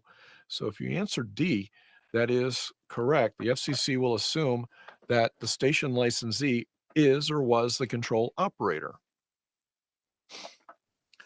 Okay, in which of the following circumstances may the control operator of an amateur station receive compensation for operating that station? Which of these following circumstances may a control operator of an amateur station receive compensation for operating that station? Compensation. Now, what do we mean by compensation? Monetary compensation? You know, the one thing you cannot do on ham radio is conduct business. It is a no-no to get on the phone patch and call up the local pizza shop and say, hey, I want to order a pizza. You're conducting a business there. Yeah, maybe for your personal consumption, but you're conducting business there. And you can't deliver pizza and get, use your ham radio and get money for doing that, blah, blah, blah. Basically, accepting money for anything like an event or whatever you're doing with your ham radio public service, it is absolutely illegal for you to um, accept or receive or charge any type of compensation for the use of your time, your equipment, et cetera, et cetera. There is one exception, however, and if you look down the choices here, particularly when it comes to B, when the communication is incidental to classroom instruction at an educational institution. That would be the only time you're not really getting compensated. A teacher or instructor is not getting compensated for the operation of that radio equipment. It's an educational tool. It's incidental to what they're doing. They get paid to instruct, not because they're operating the communication equipment. There's a little bit of controversy when it comes to providing public service, and say a fireman or a policeman is also a duly licensed ham radio operator, and they're assisting with some amateur radio communications as well as being on the job. There's a little bit of a nebulous line there. They're not supposed to be doing that. But I think the FCC pretty much turns a blind eye to situations like that in an emergency situation. But for the purposes of this course, the only correct answer is when the communication is incidental to classroom instruction at an educational institution. Like I mentioned earlier, the ISS has ham radio equipment on board, and schools have ham radio stations, and it's a regular practice for, as part of the curriculum and part of the instruction for these classrooms, to conduct communications with the International Space Station, ever how brief it might be. So there you go. This is the only correct answer, B.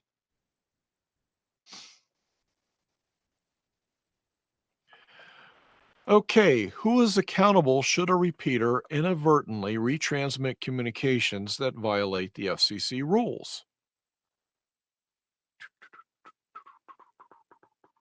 Who is accountable should a repeater inadvertently retransmit communications that violate the FCC rules? A, the control operator of the originating station. B, the control operator of the repeater. C, the owner of the... Ooh. Wait, I'm getting myself again. Oh, You have a question, John? I do. So, what is a repeater? Can a repeater be a person? What is, I don't understand this. Remote station. Okay, a repeater, is Sorry. automatically controlled radio equipment. It receives a signal and retransmits the signal. That's your repeater. There should be a picture of it in your book somewhere. It's just a machine. It's just a tower and a radio. So it's a tower? So it's unmanned. I need to see a So picture. is that it's unmanned? Always. Right. The A2 repeater, for us, is up here on the Wapsie Mountain. There's nobody there.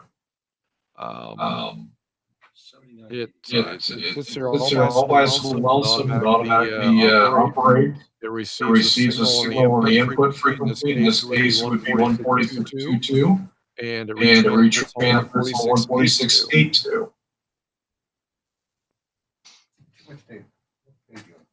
79 to 85. It receives on one frequency and transmits on another.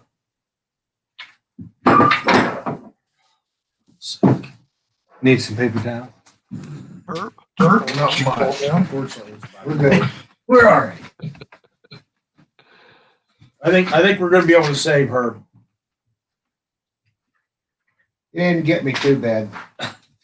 Yeah, Mitch, Mitch, a description here in the chat. an electronic device receives a weaker, low level amateur radio signal and retransmits a higher level, higher power, so that the signal can cover longer distance without degradation. The usefulness of a repeater. I'm going to go ahead and mute your microphone here. With that echo. The usefulness of a repeater, for instance, in this case, if someone is in Patton, for instance, another person's in Altoona, you can't really communicate directly there very easily. So what happens is that the person in Patton transmits on the input frequency of the repeater, and the repeater picks it up on top of the mountain and then retransmits it on a different frequency down to another station down in Altoona, and vice versa. Person transmits in Altoona, goes to the repeater, person in Patton can hear it. So basically, a repeater extends your coverage over simplex operation. Now, you can get some fairly good distances with 5 watts or 10 watts or whatever, or even if you have a nice mobile station, 30, 40, 50 watts, um, you can communicate several miles simplex if you so desire. When I travel, I like to listen to 5.2. I always have a radio tuned to 5.2. Particularly one of I'll have 2 radios in my car. I'll have an HF radio, my 706. Um, let's see if I can bring that up here real quick. To kind of give you an idea. Where am I? Here we go. Where is it? There it is. Okay, take your time. Anyway, I have an ICOM 706, and it is pretty much a mobile radio that covers most of the HF bands, along with 6 meters and 2 meters and 440 as well. And if I'm taking a trip, it's not unusual for me to take that radio and also include it in my vehicle, along with my 2-meter radio or my dual band radio that's already in there. And let me just show this. Right there is my 706. You can see how compact it is. This is another one of my radios, the 520S up here. But I'll have one of the radios tuned to 5.2. I might have one scanning. I might have a portable radio sitting in the pocket of the car door. But at any rate, I have always a radio tuned to 5.2. And on occasion, I'll get on 5.2 if I'm traveling down the interstate, and I'll just put out a general call on 5.2 simplex, not using a repeater because I don't know where all the repeaters are.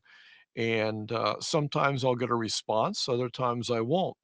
But if my radio is scanning, I might pick up on a 5.2 signal. In the case of coming back from Tennessee here a few years ago, I was scanning and I picked up a conversation going on 5.2 simplex.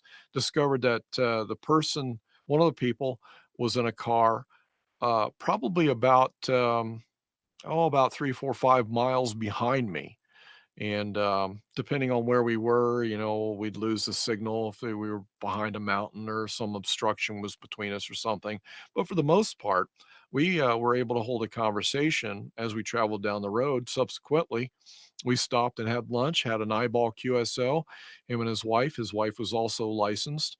And we've kept in touch ever since that time. So ham radio is just absolutely fascinating. You don't know who you're going to run across, who you're going to meet, whatever. But 5.2 is just operating simplex is just really fascinating. But that's why they make repeater directories so that when you travel into an area, you know what repeater you can access and what the PL tone might be if it's using a PL tone, whether it's a closed repeater or open repeater, or even if it's an analog or a digital repeater or a dual mode repeater. So, yeah, it should be discussed as part of the material for the class. There are band plans to discuss the use of each band of frequencies. You don't want data, code, blah, blah, blah. You're right, Tom. Yeah. Yes, 52 megahertz is 6 meters. But that's a pretty neat little radio there. But if you want to extend your coverage, like I said, you let's see, get this out of here. You use a repeater. So where am I here? There we go. Get back down here. So okay, we got a lot of comments here. The 52 megahertz is a 6-meter band, 50 to 54. I think I just confused you a little bit there, John. And let's see. Yeah, we're talking about handheld VHF, UHF radios, local communications, not shortwave. Exactly. 146,520. That is the simplex frequency on VHF. And thanks for clarifying that and bringing that to my attention there, Tom. So,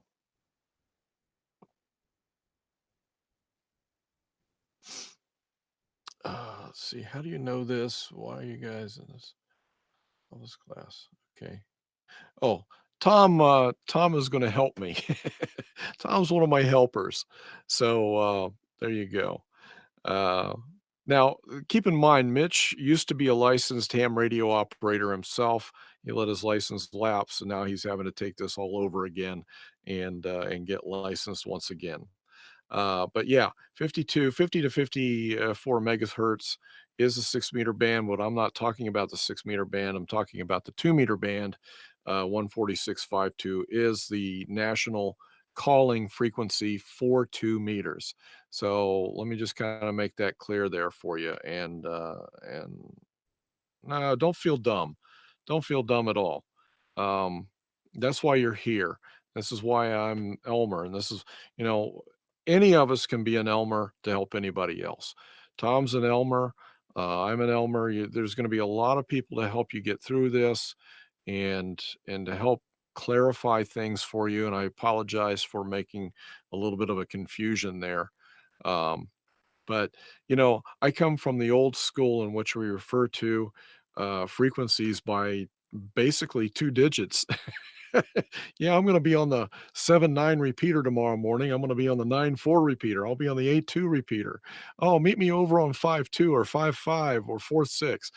Well, we're actually talking about 2-meter frequencies that are actually 146.52, 146.79, 94, 146.82, things of that sort.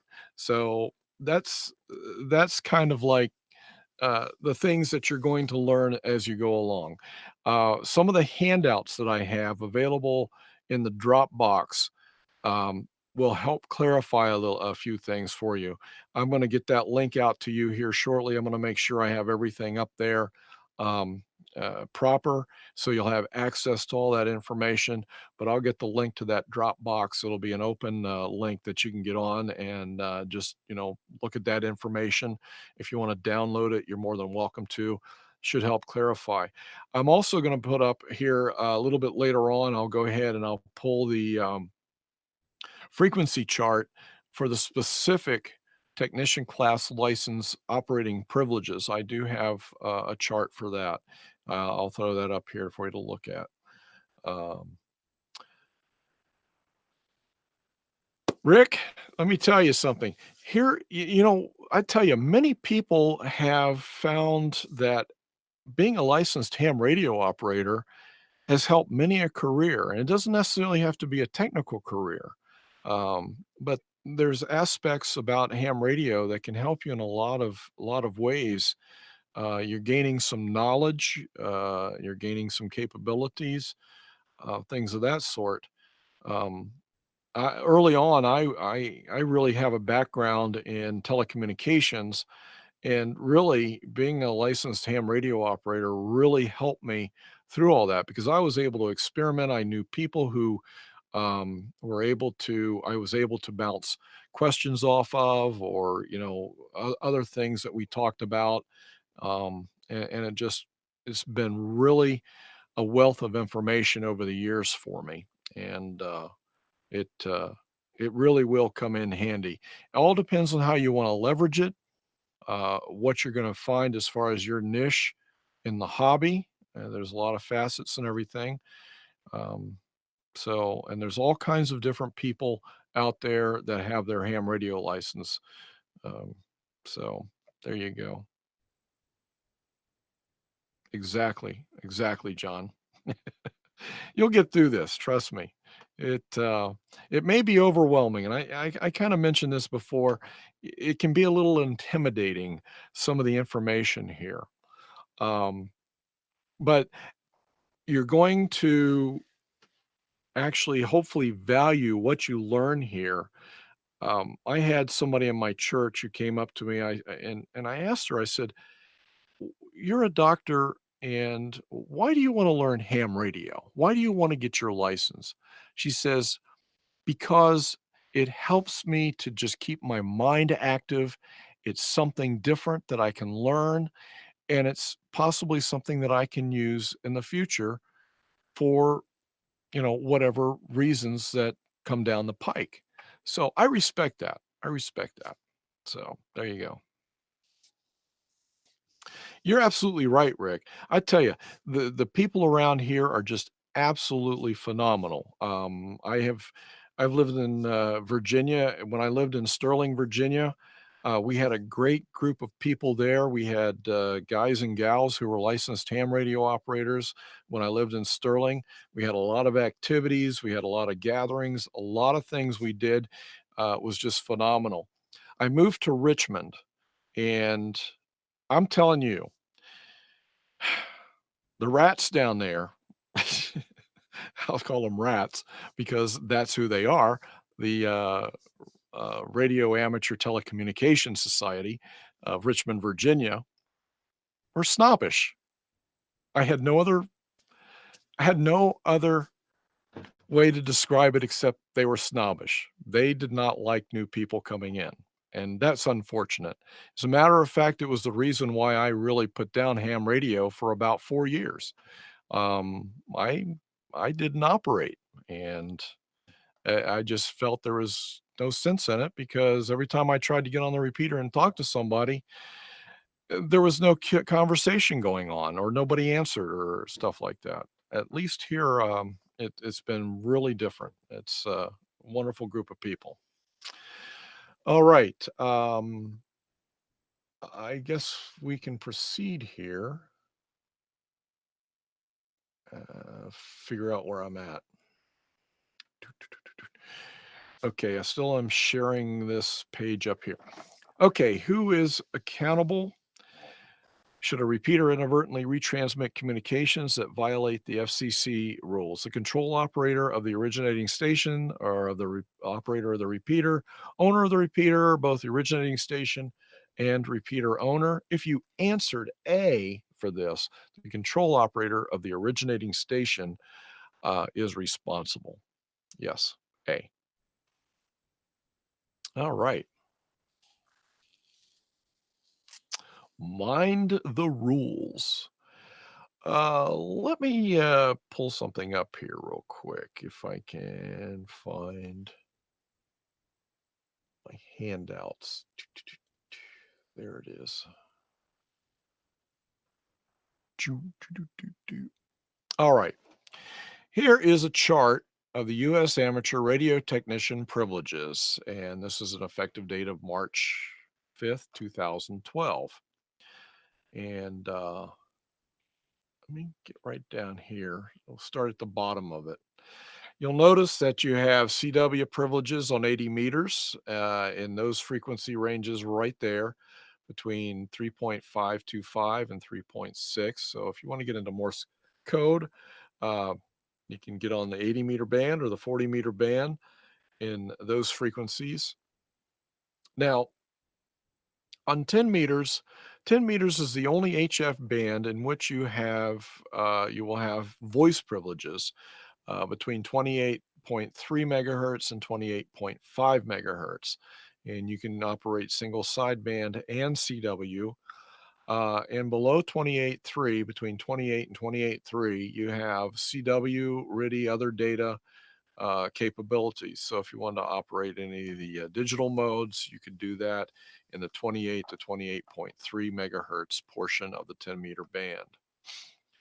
Now you have full privileges above that for 6 meters, 2 meters, and 1.25 meters. 1.25 meters being the 200 or 219 to 220 and the 222 to 225 megahertz band. Uh, we used to have 220 to 225, but the FCC took away that 220 to 222 portion, as you see there, and gave it to somebody else. But they turned around after all the complaining. They turned around and reassigned 219 to 220, but for digital links only. So the 2-meter band covers 144 to 148 megahertz. And between 144 and 144.1 is CW only. And between 144.1 to 148 is single sideband AM, FM, TV, CW, and other digital modes. 6 meters, you have a similar limitation there. Covers 4 megahertz of bandwidth from 50 to 54. And those are your privileges there. And if you're so adventurous, you can get right up there into 70 centimeters of UHF. Most likely your first radio is going to be a portable dual band 2-meter, 70 centimeter radio. Could be a portable, could be a mobile. My first radio for VHF was kind of a portable radio. And then you have the 900 megahertz band, or 33 centimeters, and 1240 to 1300 megahertz, or the 23 centimeter band. The centimeters or the meters refers to the wavelength of the frequency. And we'll get into that a little bit later on and cover that. What is frequency in megahertz? Frequency in megahertz is what you see here. I'm not sure if I understand your question, John.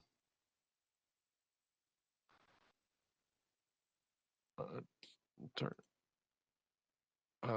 turn your mic on. Let me turn your mic on. There you go. There you go. Okay. So this probably sounds very stupid to you guys, but I understand radio waves, they travel and we measure the wavelengths, right?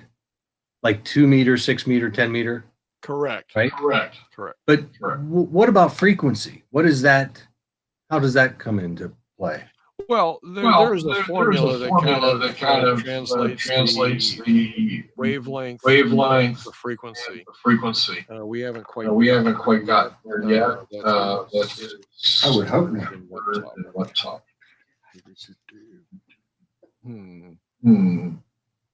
If they're going to get to it, that's fine. Yeah. But the sooner the better. 'Cause It's just so confusing hearing this terminology with you guys obviously understand it.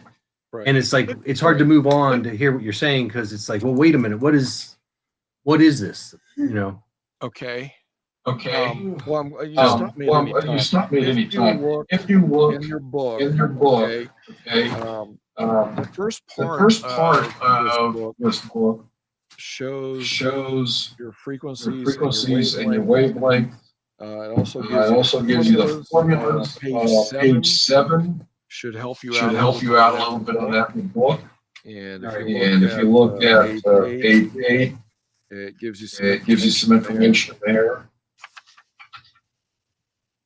I think page 7 is going to be most helpful for you in that regard. I don't have a whiteboard here that I can work with to help you out a little bit because I would draw that up on the board and everything. I wish this had a whiteboard feature, but it does not. But I can find. What's the frequency's relationship to the wavelength? Well, the lower in frequency you go, the longer the wavelength. So, in other words, every cycle of a frequency, like an 80 meter band, for instance, the 80 meter band at 3.5 megahertz. Okay. Each one of those waves is 80 meters in length. So that's half. Is that half above the middle and half below? 240. It's a whole 40 meter cycles is an 80 meter cycle. Yeah, are you on page Are 7? you on like page that? 7 like that? Yeah. Yeah. Okay. Okay.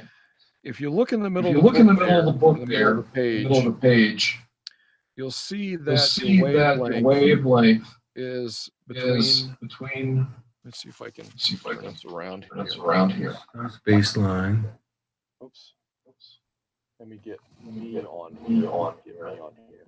Okay, here I am. Okay, here I am right here. Yeah, right here. That is a Yep, wavelength that's the right wavelength there. right there. Okay. Okay.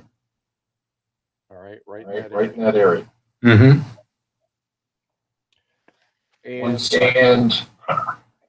It's it's the distance the distance a wave travels time of time one of one cycle. cycle. Now, to Now, get that, if to you get look that, if you below, look just below just that, the below that, wavelength the in wavelength meters in is meters equal is to equal to 300 divided by 300 the divided frequency by in the frequency megahertz. in megahertz.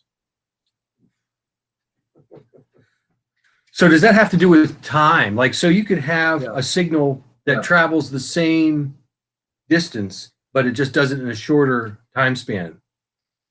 Is that what you're looking at?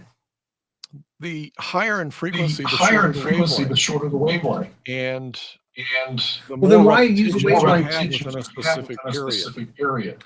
Like, could you just forget about the meters and say, okay, I'm operating at 2,800 kilohertz or 3,500 kilohertz?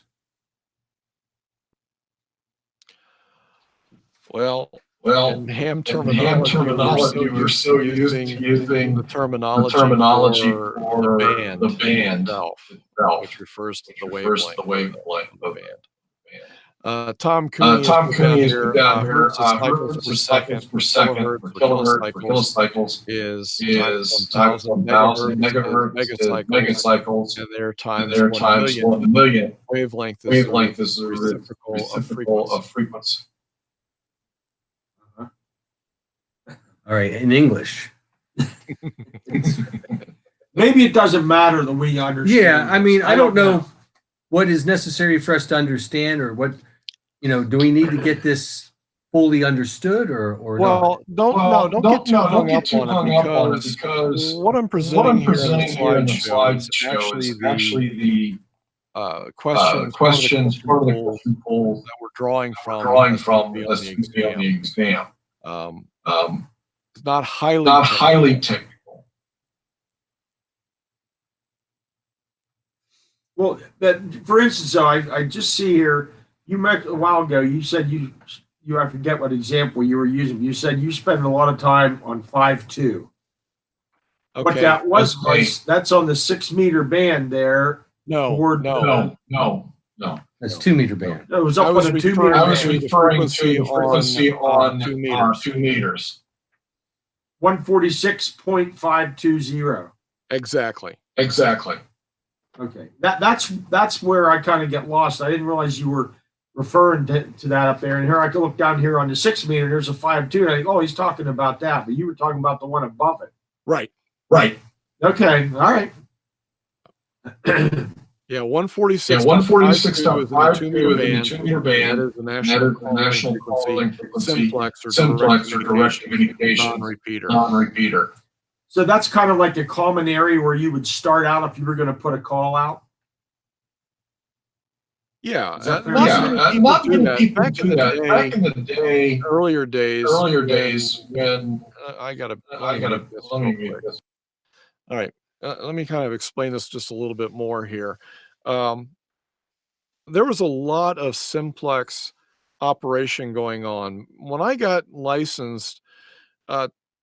FM operation on 2 meters was fairly new. Okay, it had been around since the 50s or whatever, but we were just starting to get into repeaters. A lot of communication was done direct or simplex, and repeaters were springing up pretty regularly.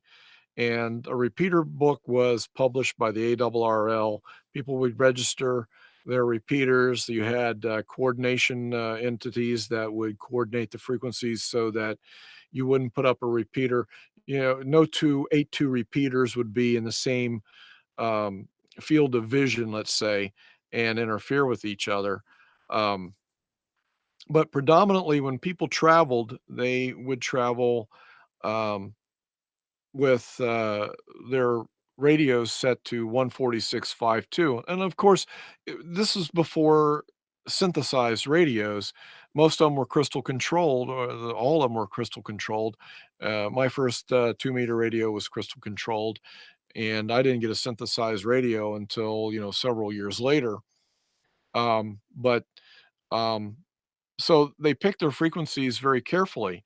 Typically, they had the repeater frequencies, a few repeater frequencies in their radio, along with several simplex frequencies that they would use for 2 meters, and that would be 146. Some of the popular frequencies for repeaters back then that were cropping up were 146.79, 146.94, 146.82, 146.88. And then you had 146.52 and 146.55. Those were fairly popular frequencies, at least in my area. And that's kind of what I populated in my crystal bank for my radio. Those were some of the frequencies I used. That is the 2-meter band. And we used a lot of simplex and also some repeaters. So I hope that kind of clarifies it a little bit, but that's the 2-meter band. I wasn't talking about the 6-meter band at all. So just kind of take that 6-meter stuff and just throw it away. Gotcha. Go ahead. Gotcha. Go ahead.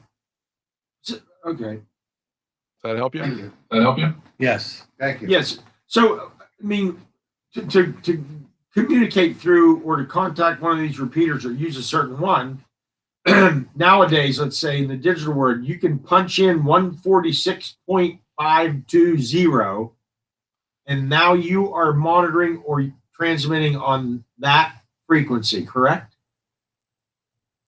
Yes. Yes. Okay. And unless you change your radio to punch in a different number or a preset or something, You're locked in on that. And a you're memory. locked in on And that, the memory. correct? Yeah. Yeah. So you've got to somehow go to just as a Directory. general thing, you could say, if I wanted to talk to John, we would be monitoring some common agreed upon frequency, and then we might say, let's go over to this other one, and we could be in a more more or less busy frequency, correct? Or not necessarily. Exactly. Exactly. Let me hold on a here. second. I'm Hold gonna on a second. I'm gonna get rid of this. this Okay. And and I'm gonna share. I want to share here real quick. here real quick. Okay. Okay. As you look and As see you look this here, and I'm gonna see mute your this here, I'm gonna mute your microphone and do a little explanation here. This little chart that I have here is kind of something I put together for my own personal use. Okay. And it covers 110 memory channels that I have programmed in my radio. And what I have here in channel 1, right here, I have a 2-meter simplex frequency, and it's designated by the S. And that is the transmit and receive frequency. That's what simplex means. I also have a UHF frequency in channel 2. I try to keep all my radios programmed pretty much the same for the sake of simplicity for my wife. She still doesn't quite grasp the concept of frequencies so much as she does channels. So I'll say, why don't you switch to channel 5 or channel 4 or whatever. And in channel 4, for instance, if you look across here, it's designated by the R. This is the 146.82 repeater. That's the frequency I'm going to listen to because that's the frequency that the repeater transmits on. I'm going to transmit on 146.22 because that's the frequency that the repeater is listening to in order to retransmit my broadcast. The offset is pretty standard. It's a 0.6 megahertz or a 600 kilohertz offset. You'll notice that this happens, except for in UHF, it's just 5 megahertz offset. So you'll see that when we talk about the 0161 repeater, for instance, it's 146.01 input to the repeater, 146.61 output from the repeater that you're going to listen to. It's a 600 kilohertz difference. The 2282 repeaters, 146.22 input, 146.82 output. And so I hope that helps a little bit. Well, what I've also done here is that beginning with, with first four memories that I have in my radio are common frequencies that are in the local area. But I took it a little step further, and if the normal frequencies that have been set up as far as the band plan is concerned, I channelize them for my purposes only. And if you channelized all those frequencies in the 2-meter band that were reserved for FM voice, there are 100 of those channels. And that's what I program into my radios. So does that clarify things for you? That helps a lot, I think. Yeah. It helps. We're not totally 100%. That's for sure. But basically, we can decide. Let's say between the three of us, say we want to have this area where we may want to go talk or chat or whatever, and not be bothering anybody else, and not have any much interference from anyone else. So there are plenty of channels there to pick from. Correct? Oh, absolutely. Absolutely. Yeah. Absolutely. As long as you stay within the plan as put together. Here's what's happened. Is that the FCC has said these particular portions of the bands are for this type of mode of communication. And it's up to you how you want to utilize that. So what has happened here is that in the early days of radio, taking 2 meters specifically, radios were a little bit more broad banded. So the spacing, by gentleman's agreement, the ARRL and people have come up with a plan for what frequencies are going to be used and how they're going to be used specifically. So the spacing was set up to be 30 kilohertz apart. As technology advanced, however, the reality is this. Let me go back to the sharing this right here. Come on now. Sharing that. Okay. At one time, when you looked at the 2-meter band, let me get back up here a little bit. Okay. I don't want to use the 145 as an example. All the green is simplex. Okay. It used to be that the frequencies that were operated, that were normal were 6.1, 6.4, 6.7. All of these were 30 kilohertz separation from one another. As technology advanced over the years and more and more people got onto 2 meters, and radios got to a point where they were a little bit more narrow banded, they began to assign frequencies in between those 30 kilohertz spaced channels. So now you ended up with 610, 625, 625 being between the original frequencies, 655, 685. Those all came into being later on, like in the 80s and stuff, so late 70s and 80s. And so what I'm saying here is that whatever you want to do, if you want to use a simplex frequency, take a look at what you have available as far as what has been allocated or designated by the ARRL or some of the frequency management entities to say, okay, you don't really want to go up and say, okay, I'll meet you on 146, 405. You certainly can. You're well within your license to do that if you want. But, it kind of like messes things up. If you wanted to use 400, if somebody's using 415 or somebody's using 400, and you're using 405, you're going to have some interaction there between the two. You understand what I'm saying? Yeah. That makes sense. Okay. Okay. Can you hear me? Yep. Is this a situation where you will have, they used to call it heterodyne, when you walk on somebody, or does that not happen? Explain that to me Explain that to me again. Well, like on the citizens band, if two people try to talk at the same time, you just get a squeal. Yeah, That's AM modulation, amplitude modulation. And in FM, the is that what strongest you're signal saying? is going to be pretty much dominant unless there's similar strength, and then you're going to get just kind of like garbled. You won't get it necessarily. Heterodyne. No. Okay, thank you. I think Tom just put something up on the chat there. Look at WPRC info.org. Click on that for the band. Click on that for the band plan. Well, we're past 9 We're o'clock. past 9 o'clock, gentlemen. WPRC. Any other Any other questions like Nancy before we wrap up? I don't know how to.